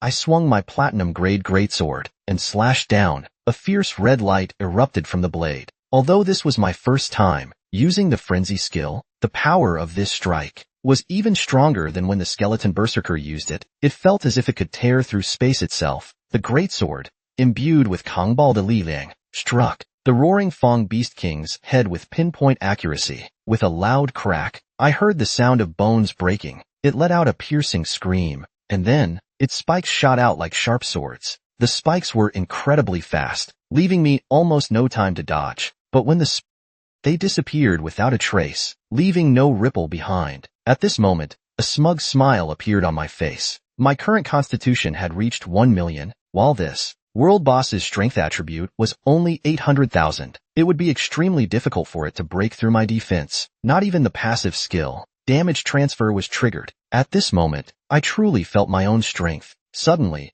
elemental power erupted violently. The Roaring Fang Beast King let out another scream, being blasted into the air. Although this skill looked spectacular, in reality, it didn't cause much substantial damage to it. After all, elemental explosion was only a level 50 skill, and its power was ultimately limited. The only advantage was that this skill combined with the sniper's soul lock, guaranteeing a 100% hit rate. Then, I tried other skills. With the support of my massive base attributes, skills like Soul Flame were indeed enhanced, but skills like Bone Spike, Fong, and Toxic Star Path showed no changes at all. In summary, while the Power Convergence skill greatly enhanced my attributes, it didn't significantly improve my overall combat power. It was only equivalent to a few dozen skeleton berserkers. Moreover, this state could only last for 5 minutes. This made me wonder, was the skill from the primordial rune really this useless? Suddenly, I realized the true purpose of this skill. The true value of the Power Convergence skill wasn't in the present, but in the future. First, at the critical moment of my 3rd class advancement, I could use the Power Convergence skill to break through the upper limit of my base attributes, thereby greatly increasing the success rate of my class evolution. Second, as my level increased, I might be able to use this skill to reach the divine level. I could even break through the 10 million mark in a single attribute. At that point, I could break through all limits and become a transcendent. However, the prerequisite for all this was that I could retain this skill, because after stepping into the divine level, the primordial rune and its attached skills would disappear. The only way was to enter the primordial secret realm and find a way to retain the skills. But in the human world, information about the primordial secret realm was extremely scarce. Suddenly, I thought of something, and my eyes lit up. Antares, he must know something about the primordial secret realm. So, I quickly finished off the boss in front of me, then took out the dragon pearl and began calling for Antares. After finally repelling the abyssal army, I entered the hidden secret realm within the dragon clan's territory. But, unexpectedly, what awaited me was another peak level battle. It turned out that after the primordial rune fused with me, I gained a skill that allowed me to merge the attributes of summoned creatures into myself. Its effect directly elevated my overall strength by several levels. To retain my 2 rune skills, I needed to figure out some things about the primordial secret realm. So, I took out the dragon pearl and began calling for Antares. After calling several times, Antares' voice finally responded, but his voice carried a hint of displeasure. "Kid, do you know how bad my mood is right now? How dare you disturb my rest?" But I ignored his mood and directly asked, "Do you know about the primordial secret realm?" Antares snorted coldly, arrogantly replying, "Of course I do. There's nothing in this world I don't know." Hearing this, "Then can you tell me some things about the primordial secret realm?" "No." Antares refused without hesitation. His blunt refusal made me wonder, was Antares unwilling to tell me, or was he unable to? Given the extremely limited records of the primordial secret realm in human history, I began to suspect the latter. I sighed softly and said helplessly, "Throughout history, the strong have always remained silent about the primordial secret realm. I thought that with your status and position, you wouldn't have such reservations, but now it seems you're just like them." Antares was furious upon hearing this, clearly displeased with my challenge. "How dare you question me? The primordial secret realm is just a test set up by that guy." But halfway through his sentence, he suddenly stopped. "Kid, you dare to test me?" Hearing this, I smiled slightly, finally succeeding in extracting some useful information from him. The only question was, who was this?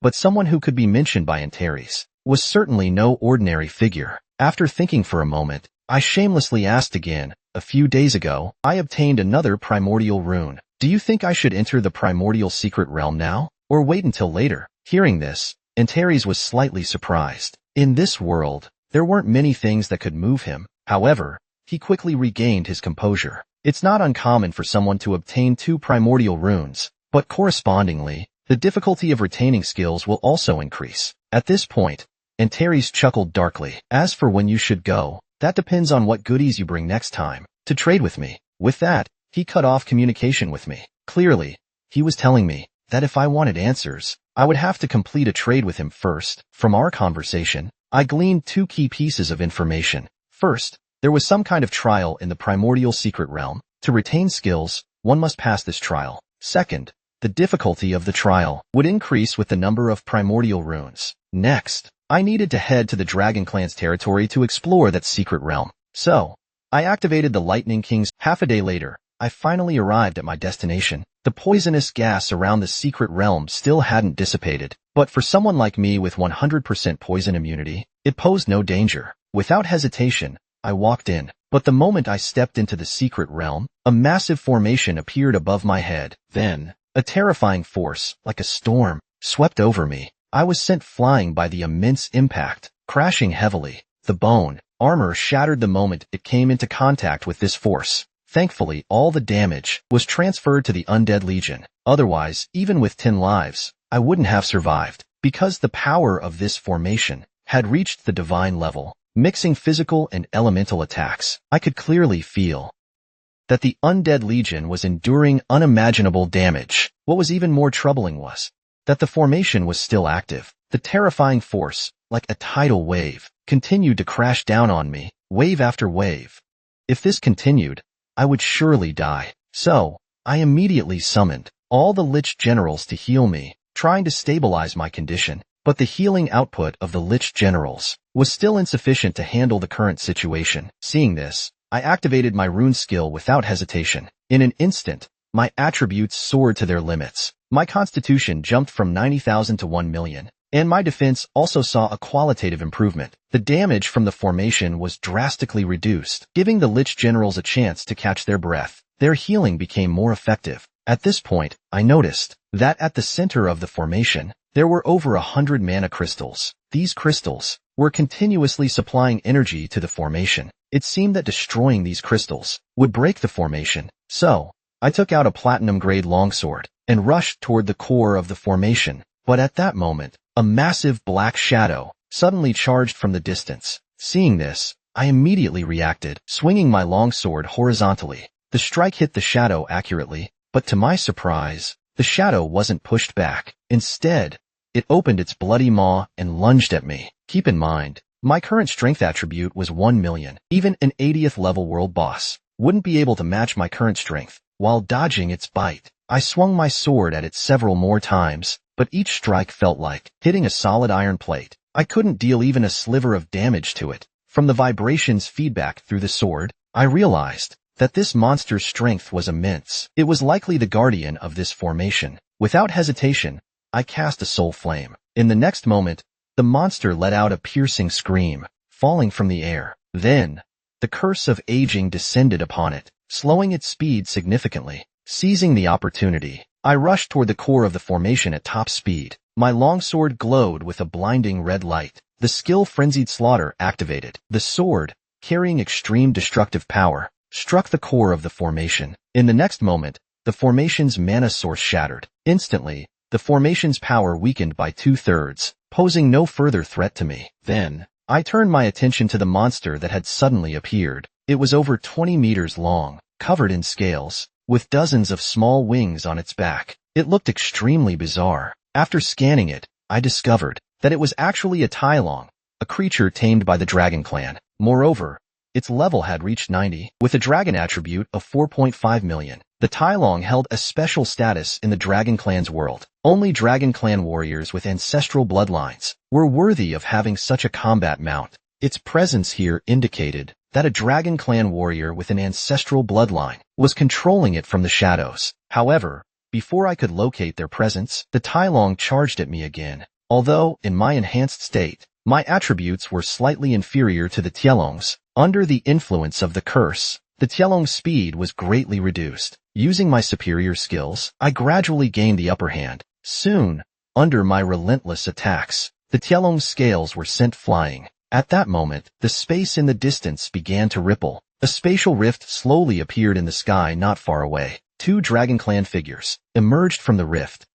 One of them was the Dragon Clan commander who had fled in disarray earlier. Although he also possessed an ancestral, his current strength was far from sufficient to control a level 99 Tylong. Clearly, the other Dragon Clan warrior was the Tielong's true master. As expected of a peerless genius among humans, even our meticulously laid formation couldn't take you down. You truly deserve my personal attention. As he spoke, a hint of arrogance flashed in his eyes. As a knight with an ancestral bloodline, his level had reached 88, just one step away from becoming a Dragon King. Once he achieved that, he would become a figure of immense power in the Dragon Clan, second only to the Dragon Emperor. And now, facing a mere level 53 human professional, he felt he could easily take me down. However, Yanarius, who stood beside him, knew my strength well. So, he whispered a reminder. This guy is very strong. Be careful. But Yalagos didn't take it seriously. He's just a level 53 human.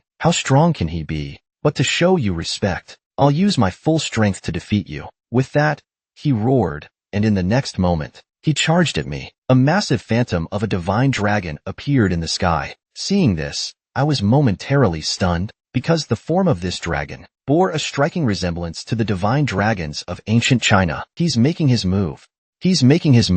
I never expected that defeating 2 dragon clan warriors with ancestral bloodlines would attract the attention of the dragon emperor himself, who rules over the dragon clan's world, and prompt him to personally intervene. It turned out that the moment Yolagos activated his ancestral transformation, I was startled by what I saw, because his ancestral form was eerily similar to the divine dragons of ancient China. Seeing my shocked expression, Yolagos became smug. Are you shocked by my power? This is the form of our dragon clan's ancestors. One day, I will fully awaken and transform into a divine dragon. Although his words left me with some doubts, there was no time to dwell on them. I had to end the battle before my power convergence skill went on cooldown. So, I charged at Yolagos with my longsword. But when Yolagos saw my move, he grinned.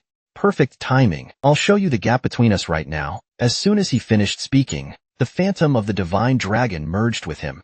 His attributes skyrocketed instantly, and an overwhelming aura emanated from him. Then, he swung his weapon at me with full force. The moment our weapons collided, the surrounding space seemed to tremble. Under the force of the impact, I was sent flying by the sheer power of the blow. However, Yolagos didn't retreat a single step. Clearly, his strength and constitution were superior to mine. After all, the level difference between us was significant. Since I couldn't match him in raw strength, I would have to rely on my combat skills to bridge the gap. So, I quickly retreated. Casting bone armor on myself, Yolagos pursued me relentlessly. But just as he was about to attack, countless bursts of purple light exploded on his body. At the same time, a rain of sharp blades rained down on him. The attacks from the undead legion instantly disrupted Yolagos' rhythm. Seeing that I wasn't panicking, but instead wore a mocking smile, Yolagos became furious. As a dragon clan knight with an ancestral bloodline,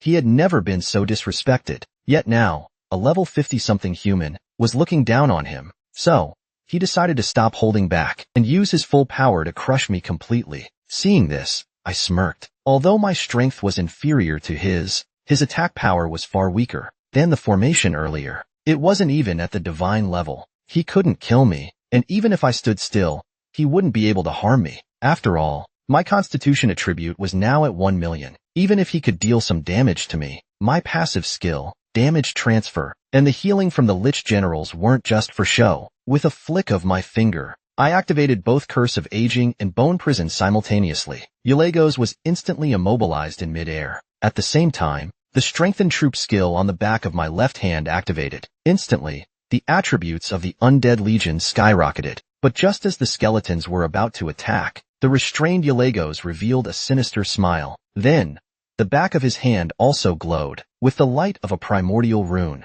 In the next moment, his aura surged dramatically. The bone prison around him shattered instantly. Seeing this, I was stunned. I hadn't expected him to also possess a primordial rune. I didn't know the exact effect of his primordial rune, but I could see Yolagos' body rapidly growing in size. He grew 10 times larger, before finally stopping. Then, Yolagos burst into maniacal laughter. My attack power has increased tenfold. What can your pathetic pile of bones do against me now? With a crazed laugh, he swung his long sword, colliding with the greatsword of a skeleton berserker. In the next moment, his laughter abruptly stopped, as if he had seen something unbelievable. He hadn't expected that even after increasing his attack power tenfold, his strength was only slightly superior to the skeleton berserkers. Although he managed to send a few of the skeleton berserkers flying, more greatswords were already raining down on him. His defenses were instantly shattered. He swung his massive blade, constantly sending the charging skeleton berserkers flying, but the skeleton berserkers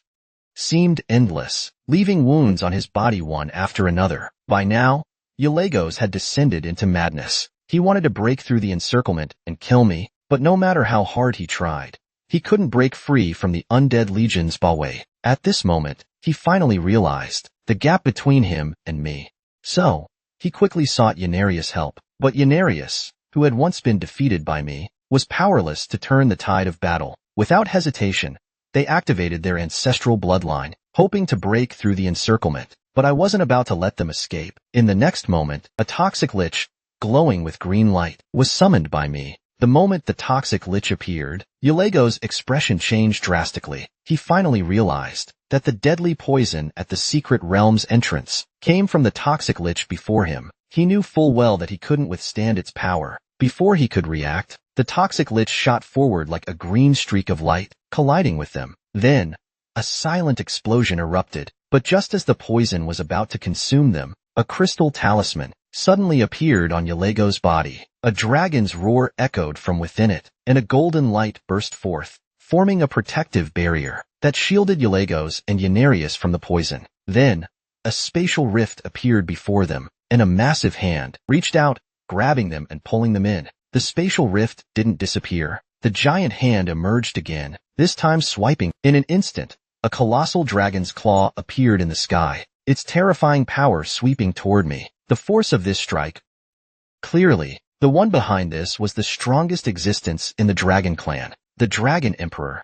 Although, with my current strength, I had no chance of defeating him. My only option was to teleport away, but I wanted to test just how big the gap was between me and the Dragon Emperor. At this moment, the Strengthened Troop skill had 5 seconds left. Within those 5 seconds, the Undead Legion was at its peak strength. 33 Lich Generals shielded me, and then, I took out the Thunder God's Law from my storage space. Although I wasn't sure how powerful the Lich summoned by it would be, I was certain that it would be stronger than the Toxic Lich. At the same time, the Skeleton Berserkers charged forward with their greatswords, heading straight for the Dragon Emperor's massive hand. But before they could even get close, they were crushed into pieces by the overwhelming power radiating from the hand. In the face of the Dragon Emperor's absolute strength, my full connection talent was completely useless. But just then, a blinding purple light illuminated the entire secret realm. In front of me, a figure, cloaked in lightning appeared.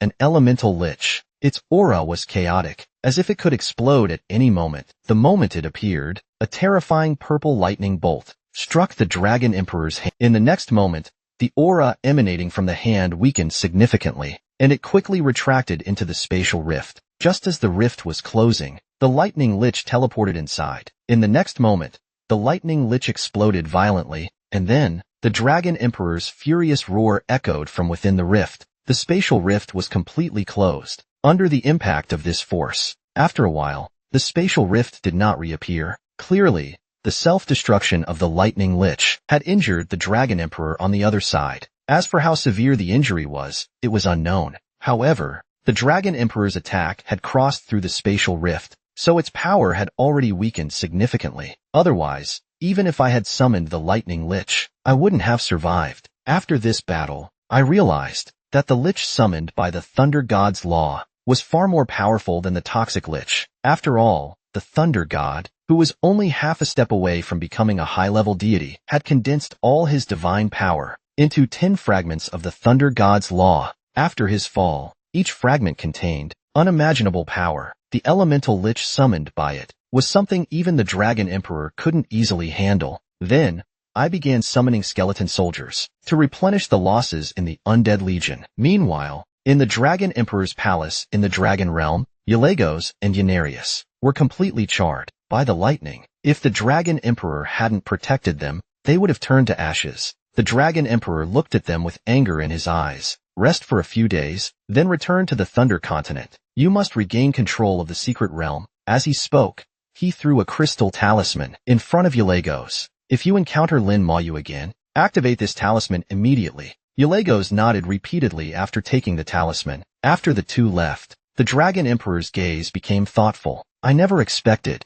that kid to possess the Thunder God's Law. It seems the one who fell recently was the Thunder God. What exactly happened to the deities back then? Why did most of them perish? Judging from the power of the Thunder God's Law, the Thunder God was already half a step into the realm of high-level deities. Even he couldn't survive. What exactly happened back then? Shocked. I never expected that just by revealing my skill traits and elemental immunity, I would shock even Antares, who is feared by transcendence. It turned out that after I repelled the Dragon Emperor of the Dragon Clan's world, I soon discovered a blood altar deep within the secret realm. Clearly, The secret to the Dragon Clan's puppet creation lay within it. So, I immediately cast a detection spell. After scanning, I found that this blood altar was called the Blood Pool of Replication. It was formed from the blood of replication monsters, and had the ability to replicate living beings through flesh and blood. After reading the information about the blood pool, I couldn't help but feel curious. If this replication blood pool could create Dragon Clan puppets, then I should be able to replicate them too, right? With this thought in mind, I dripped a drop of my blood into the pool. To my surprise, the blood pool reacted. The pool began to boil violently, and soon, a puppet that looked exactly like me emerged from the pool. But just as I was about to test its strength, the puppet's body suddenly crumbled. Seeing this, I came to a conclusion. The blood pool of replication could only replicate creatures with a strength level of around 70. Although my level was only 53, my strength far exceeded that of ordinary level 70 creatures. Thus, the replicated flesh and blood couldn't withstand my power. Then, I took out a bottle from my storage space and collected some of the blood pool's water. I planned to take it back to the Xinxia Empire and show it to Ming Anwen. Alternatively, I could ask Antares about it. With his level of strength, he would definitely know what this was. Then, I immediately took out the Dragon Pearl and opened a spatial rift to the upper realm. On the other side, Antares immediately sensed this. His eyes lit up with joy. "Kid, you finally decided to come back." As he spoke, a spatial rift appeared before me. 2.5 seconds later, I stepped out of the rift. But at this moment, Antares closed his eyes, pretending to be indifferent. Seeing this, I couldn't help but laugh. This old guy, who had lived for who knows how many years, was now acting like a child, deliberately pretending not to care about the Dragon Pearl. He was doing this to avoid me making excessive demands during the trade. So, I played along, loudly calling out, "Antares, wake up. I've brought back the Dragon Pearl you needed." Hearing this, Antares slowly opened his eyes, letting out a soft hum, before casually inhaling and swallowing the Dragon Pearl. Then, he handed over the remaining payment for the trade, a full 100 solidified drops of Fire God's Essence Blood. These drops of Essence Blood would allow me to summon the Flame Lich a total of 100 times, equivalent to unleashing 100 attacks at the divine level. However, ever since I obtained the corpse of the Toxic God, my need for the Fire God's Essence Blood had diminished, because the Lich summoned by the Toxic God's Essence Blood was even more powerful. At this moment, Antares said softly, "You've passed my test. Now, we can discuss a real trade." But before he could reveal the details of the trade, I interrupted him.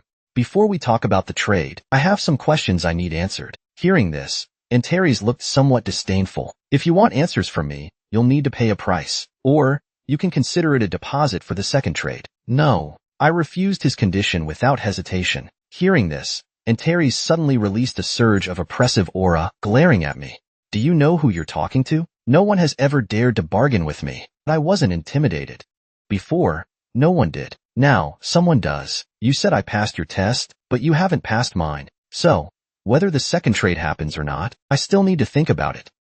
Hearing this, Antares was momentarily stunned, then burst into laughter. "Your test? What test?" Ignoring his question, I continued. "You claim to know everything, right?" Antares proudly replied, "Of course. In this world, there's nothing I don't know." I shook my head.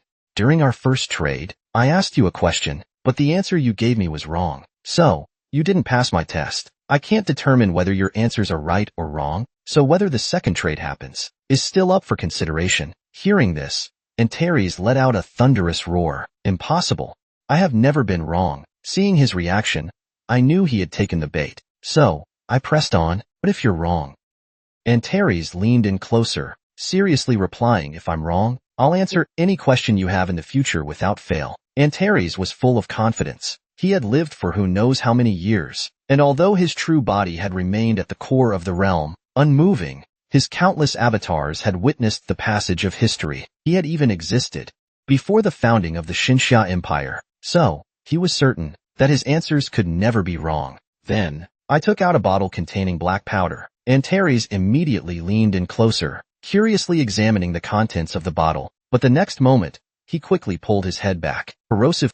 From this, it was clear that he was also wary of corrosive poison. Without hesitation, I opened the bottle. I poured the corrosive poison onto my hand. Seeing this, Antares quickly backed away, putting distance between us. Are you insane? Corrosive poison will kill you instantly. But I just smiled calmly. Last time, you told me corrosive poison has no cure, right? Antares nodded.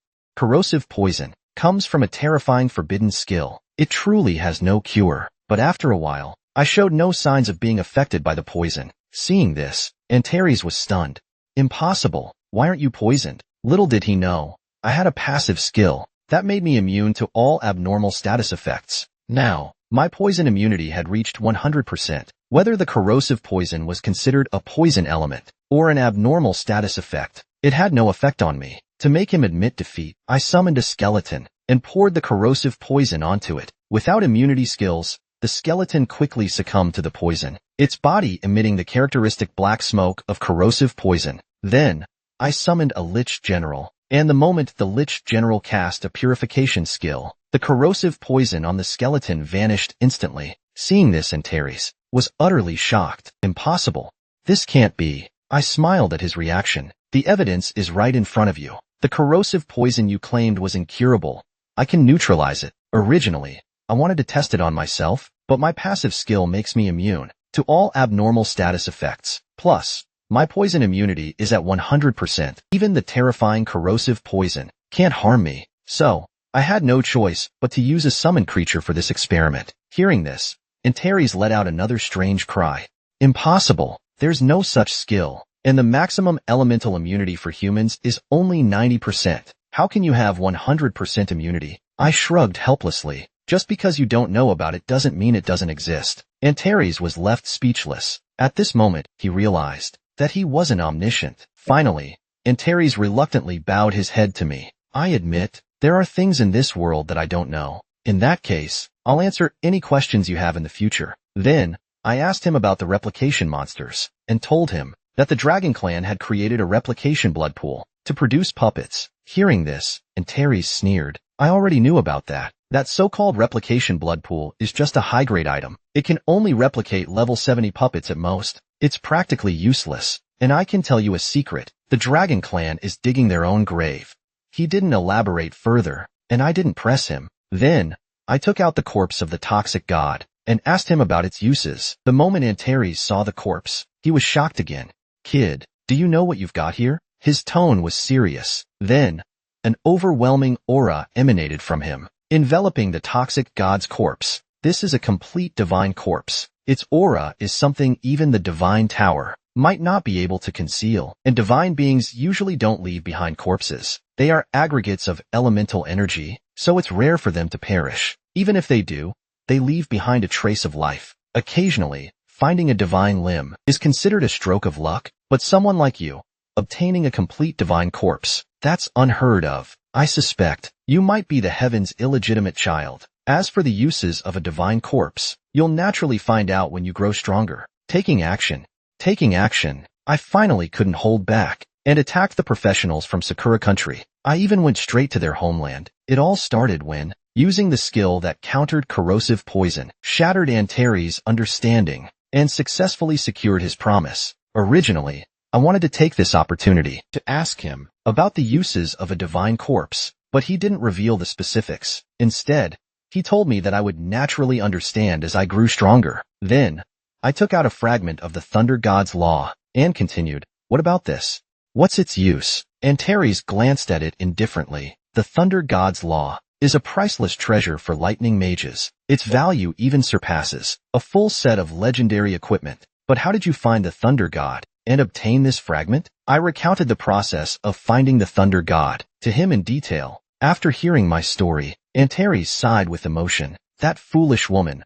I told her not to go, but she insisted. In the end, she met her demise, and even though she had a chance to revive, she stubbornly clung to the last trace of her true spirit. As he spoke, Antares' tone was filled with both regret and anger. These deities are all stubborn fools. It was clear that he had a close relationship with the Thunder God. So, I quickly changed the subject, asking about the divine ancient city, but Antares told me that the divine ancient city's history predated even his existence, so he didn't know its past. His answer completely surprised me. I hadn't expected the divine ancient city's history to be so ancient that even Antares didn't know about it. He had existed in this world for who knows how long, yet he was unaware of the city's origins. At this moment, I couldn't help but feel a deeper sense of reverence for the ancient city. Then, I struck another deal with Antares. He needed me to enter the Dragon King's palace dungeon and retrieve another dragon pearl. However, this dungeon required a minimum level of 70 to enter. Moreover, its rules were different from the hidden Thunder Canyon. Even the terrifyingly powerful Antares couldn't send me in at my current level. I would have to wait until I reached level 70 to enter. As for the reward, he promised to reveal some secrets about becoming a transcendent. After finishing, I activated the fixed-point teleportation and returned to Bai Shun's courtyard. Bai Yuan, whom I hadn't seen in a long time, was overjoyed like a proud father. "You're finally back, kid. I heard from Ming Anwen that you obtained another primordial rune. Although there have been human professionals who obtained 2 primordial runes, they only reached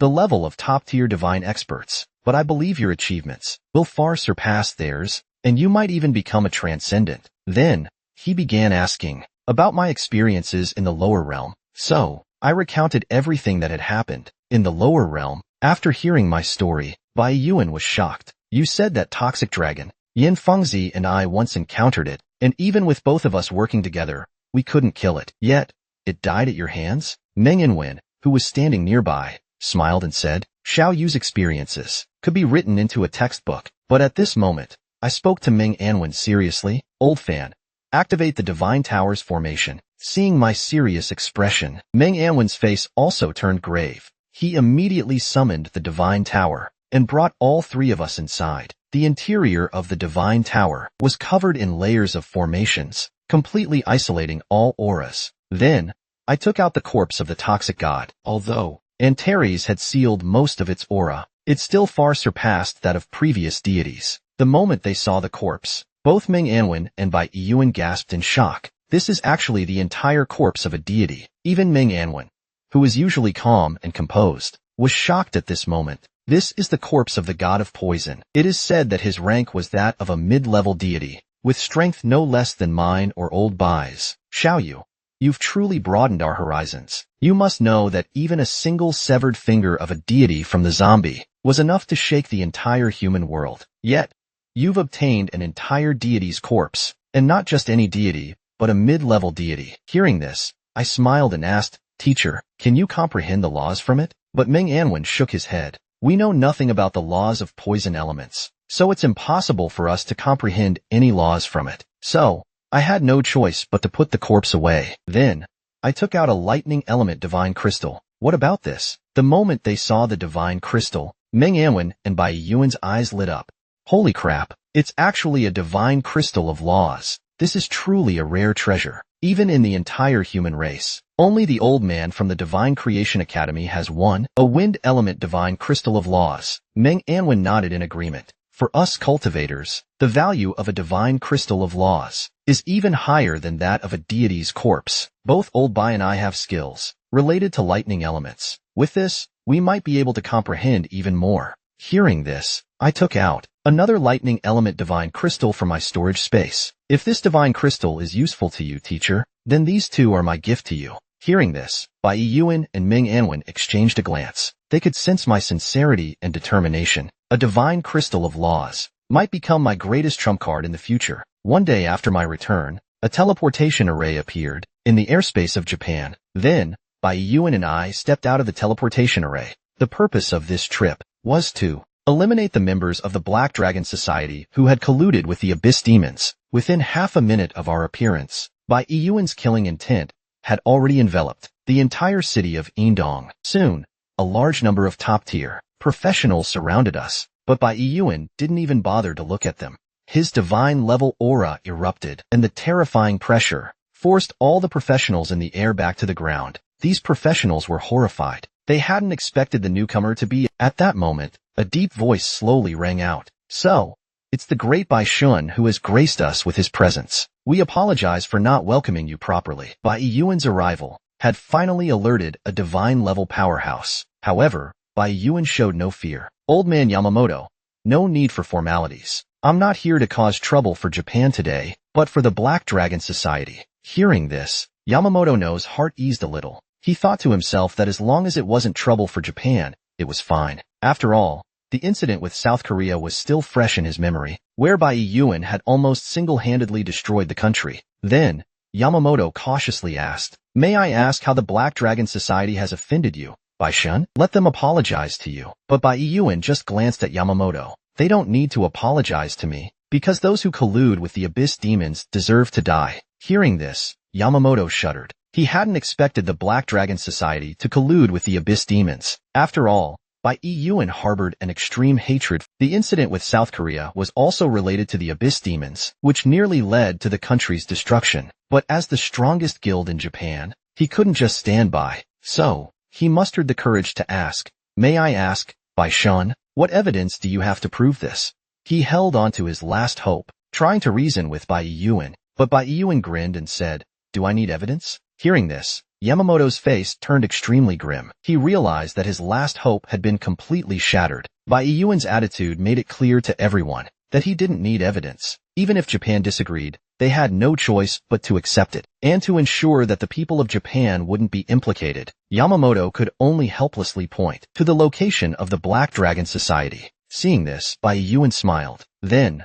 with a chilling killing intent, he flew toward the headquarters of the Black Dragon Society. At that moment, 3 figures soared into the sky. Each of them exuded a divine-level aura. Although Japan is just a small country, it still has a few divine-level existences. However, their auras were far inferior to Bai Yuan's, at most around levels 91 or 92. Bai Yuan merely glanced at them, and their expressions immediately changed. They didn't dare to utter a single word of nonsense, because they were all well aware of Bai Yuan's strength and brutality. Even if they all attacked together, they wouldn't stand a chance. Soon, we arrived above the headquarters of the Black Dragon Society. A terrifying pressure suddenly descended, pinning all the members of the Black Dragon Society to the ground. Gasping for breath, Bai Yuan focused on one of the rooms in the Black Dragon Society's estate. This room was filled with a divine aura. Clearly, the leader of the Black Dragon Society, Abe, was inside. At that moment, the door slowly opened, and 2 people walked out side by side. Their appearances were identical, and both were divine-level powerhouses. Bai Yuan was somewhat shocked when he saw them. After all, one of them, Abe Ongaku, had been killed by him long ago. Yet now, he had inexplicably been resurrected. Abe Ongaku's gaze toward Bai Yuan was extremely cold, unlike the gaze of a human. "Bai Yuan, are you surprised to see me alive?" I was shocked. As a beginner, I had actually slain a divine-level Onmyoji from Japan. Moreover, I had instantly killed Japan's guardian deity, the 8-headed serpent. It turned out that just moments ago, Bai Yuan and I had infiltrated Japan's mainland to eradicate the demon worshippers. But, unexpectedly, Abe Ongaku, who had been dead, had been resurrected. However, Bai Yuan quickly realized something. "It seems I was too lenient back then, allowing your brother to refine you into a Shikigami." But what surprised him was that Abe Ongaku was different from other Shikigami. Normally, after becoming a Shikigami, one would no longer be human, and would lose all memories and thoughts from their past life. But Abe Ongaku was not like that. He had retained all his memories and hatred from his past life. Hatred? Abe Ongaku let out a cold laugh. "The debt of killing me back then, I will repay tenfold today." Hearing this, Bai Yuan burst into laughter. You're not worthy. You weren't my match back then, and now that you've become a Shikigami, you're even less qualified to fight me." Abe Ongaku didn't say anything more, only continuing to let out cold laughter. Meanwhile, Abe Anabe, standing beside him, turned his gaze toward me. "You must be the youngest spirit god general of the Divine Xia Empire, right? My son sent back some information before he died. I didn't expect the spirit god general to possess the ability to obliterate souls." Hearing this, I finally understood. The Abe Yoshihiro I had killed in the lower realm was also his son. At that moment, Abe Anabe suddenly stomped his foot, and in the next second, a massive barrier appeared, enveloping the entire estate. Then, Abe Anabe said with a dark expression, "You killed my son, and now you come to destroy my Black Dragon Society? Today, you will stay here forever." As soon as he finished speaking, a group of Shikigami appeared behind him, including his brother, Abe Ongaku. There were a total of 8 Shikigami. When I saw the other Shikigami, my pupils constricted, because all 8 of these Shikigami were divine level, and 2 of them were even the bodies of Abyss Demon Kings. It had to be said that Abe Anabe's strength was beyond imagination. After all, he was only a mid-level divine powerhouse at level 93, yet he possessed 8 divine-level Shikigami. Seeing this, Yuan showed no signs of panic. Instead, he smiled faintly. Sure enough, you've colluded with the Abyss demons, and it seems your relationship with them runs deep. Even a recently fallen demon king has become your Shikigami. Hearing this, Abe Anabi just sneered. So what if you know? Once I kill you, this information will never get out. With that, he waved his hand, commanding his Shikigami to attack. All 8 of his Shikigami had been cultivated to level 92, with Abe Ongaku, the special Shikigami, reaching level 93. Moreover, he retained his memories from his past life, making his combat power surpass that of the other 7 Shikigami. Facing 8 divine-level Shikigami, even by Yuan, at the peak of level 95, could not afford to be careless. So, he warned me to be careful, then unleashed his powerful aura and engaged the 8 Shikigami in battle. Meanwhile, I turned my attention to Abe Ongaku. Although it was widely known that the best way to deal with a Shikigami was to kill the Onmyoji, and that most of an Onmyoji's combat power was concentrated in their summoned creatures. Without their summons, they were not much of a threat. But I didn't see it that way, especially when facing Abe Ongaku, who had reached level 93. I couldn't afford to be careless. At his level, even without Shikigami, he still possessed terrifying combat power. At that moment, Abe Anabi looked at me, as expected of the youngest god general of the entire human race. Your potential is remarkable. You are worthy of becoming my 9th Shikigami. He raised a finger and shot a beam of light at me. The speed of the beam far exceeded my reaction limit. The beam struck me squarely. Seeing this, Abe Anabi smiled. Now that you've been hit by my soul-binding curse, you might as well surrender. But before he could finish speaking, his words caught in his throat. I stood there, completely unaffected, showing no signs of being bound by the curse. Impossible.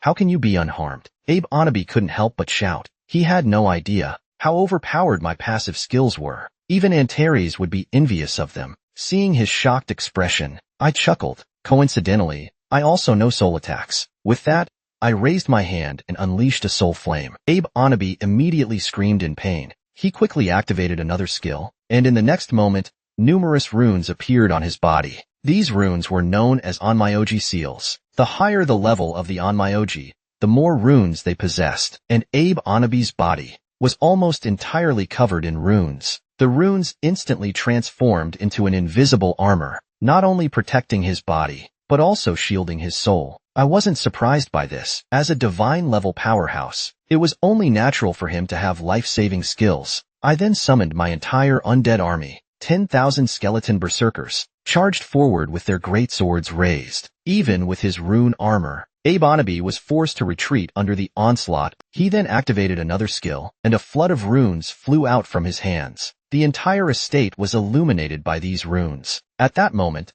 there were still over 100 members of the Black Dragon Society in the estate, including more than 20 top-tier professionals above level 80. However, they were all stunned by the ongoing battle. They knew very well that this was not a fight they could intervene in, but just then, numerous runes appeared beneath their feet. Onmyoji Destiny Seal, Abe Anabi shouted, and the runes formed chains that bound everyone in place. Seeing this, they panicked. Leader, what are you doing? Why are you binding us? They struggled desperately, but soon, their cries turned into screams of terror because the chains were draining their power.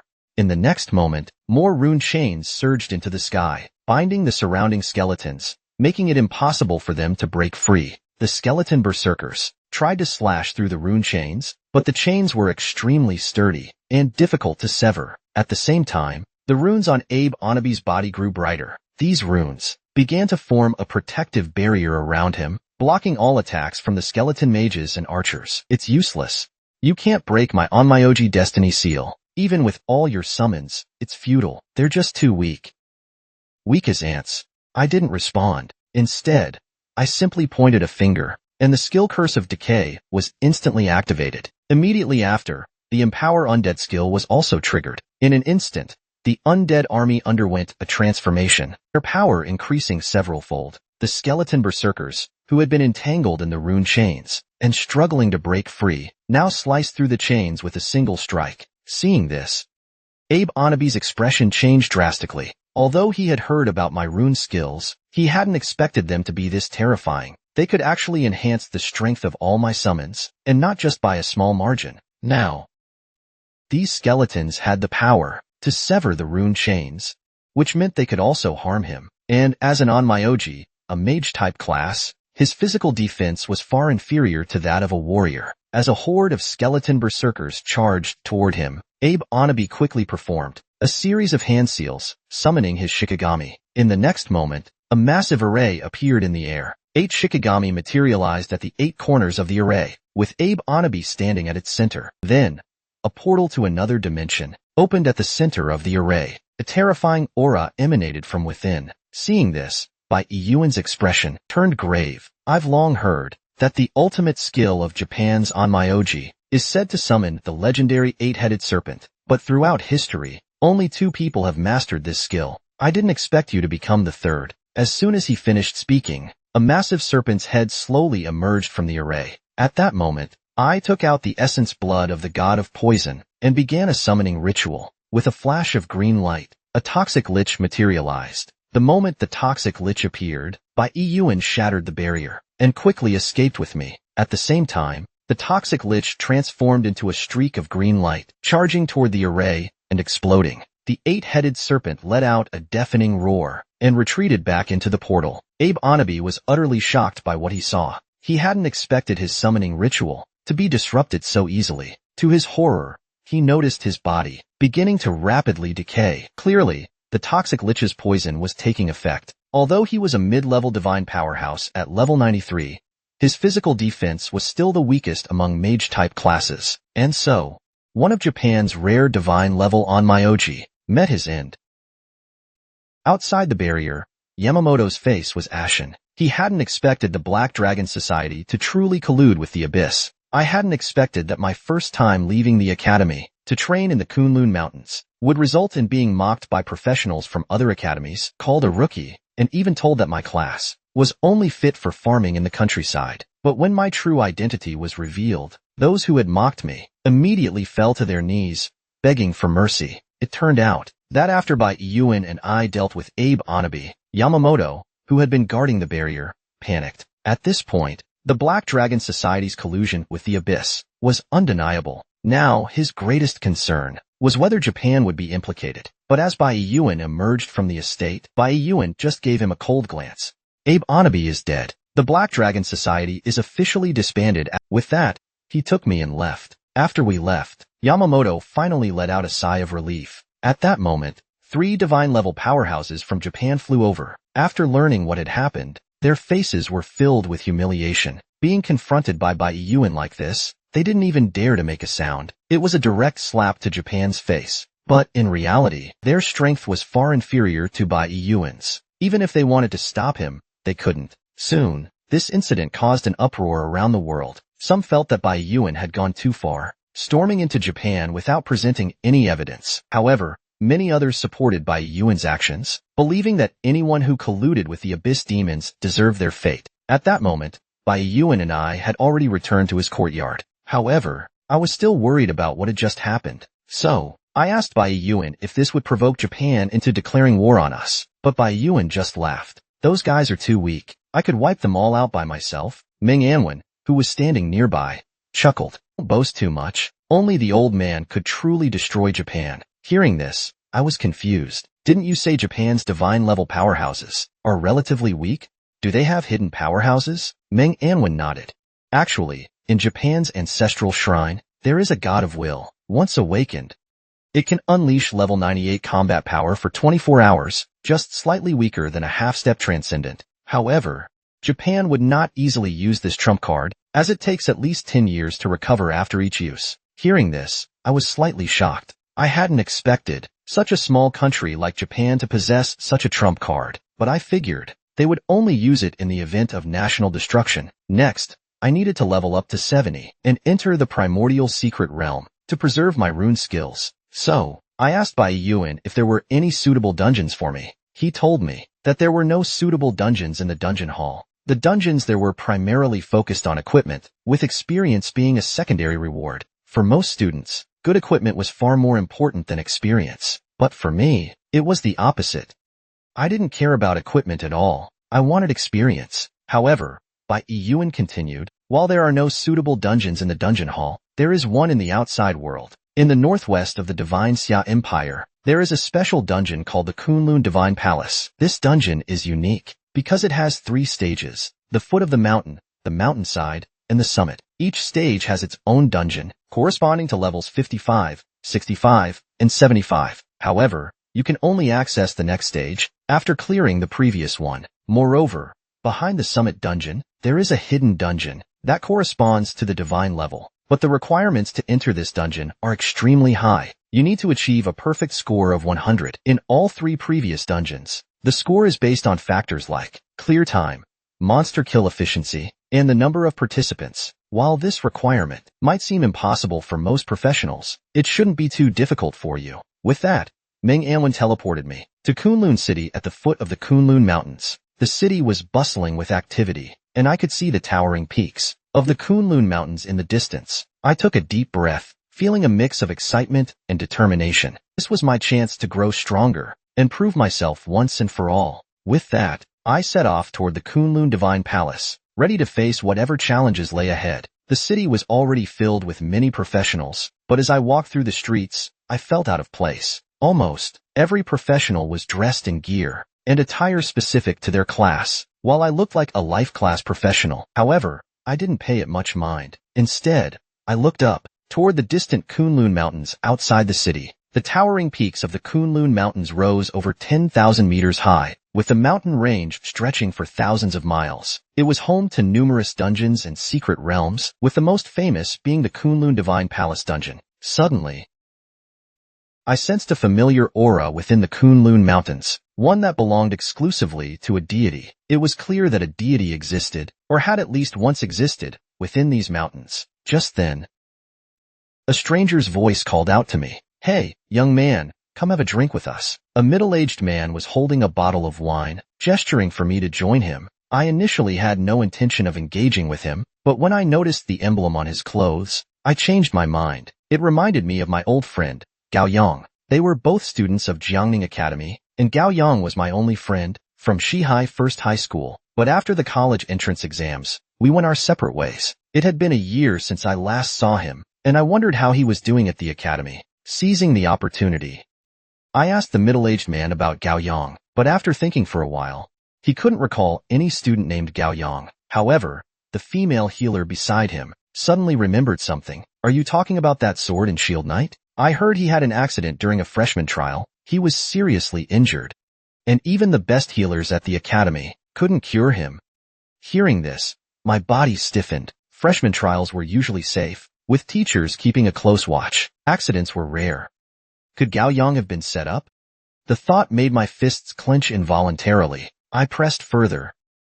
Didn't the academy try to find better healers? The man shook his head. The best healer at the academy is level 85. If even they couldn't help, only a divine level healers are extremely rare. There are only a handful in the entire empire, and they're not easy to hire. Hearing this, I grew anxious. "Please, find out where Gao Yang is now." My tone had shifted from a request to a command. The group's expressions turned sour. They felt that as a mere life class professional, I had no right to order them around. If it weren't for Feng Ziliu's presence, I wouldn't even have the right to speak to them. But Feng Ziliu gave them a look, urging them to comply. Reluctantly, they pulled out their communicators and began asking their classmates at the academy. After a while, they finally got a response. After the academy couldn't heal Gao Yang, they gave him some money and sent him home to recover. As soon as the female healer finished speaking, I vanished from their sight. The group was left stunned. What the hell just happened? Did we just see a ghost? A few seconds later, Feng Ziliu gasped in realization. If I'm not mistaken, he must be the #1 prodigy of our Divine Xia Empire, Ling Shenjiang. Hearing this, everyone's expressions turned to disbelief. "Boss, are you sure? How could such a legendary figure appear here?" Feng Ziliu shook his head. "I'm almost certain. Ling Shenjiang also completed his class change about a year ago, and most importantly, both he and Gao Yang are from Shihai City." After his analysis, the group quickly realized that Feng Ziliu was likely correct. At the same time, they felt a sense of relief. If they had offended Ling Shenjiang, the consequences would have been dire. Thank goodness we didn't offend him earlier. Otherwise, even 10 lives wouldn't be enough to save us. Meanwhile, I was rushing back to Shihai City at top speed. After several consecutive teleportations, it took me less than 5 minutes to reach Gao Yang's home. I found Gao Yang lying weakly on a hospital bed. The once lively and cheerful friend now looked lifeless. Both of his legs had been severed, and his arms were beginning to wither. Seeing this, a wave of heartache washed over me. Despite his condition, Gao Yang forced a smile and whispered, "What are you doing here, kid?" But I ignored his question, demanding to know why he hadn't told me about his condition.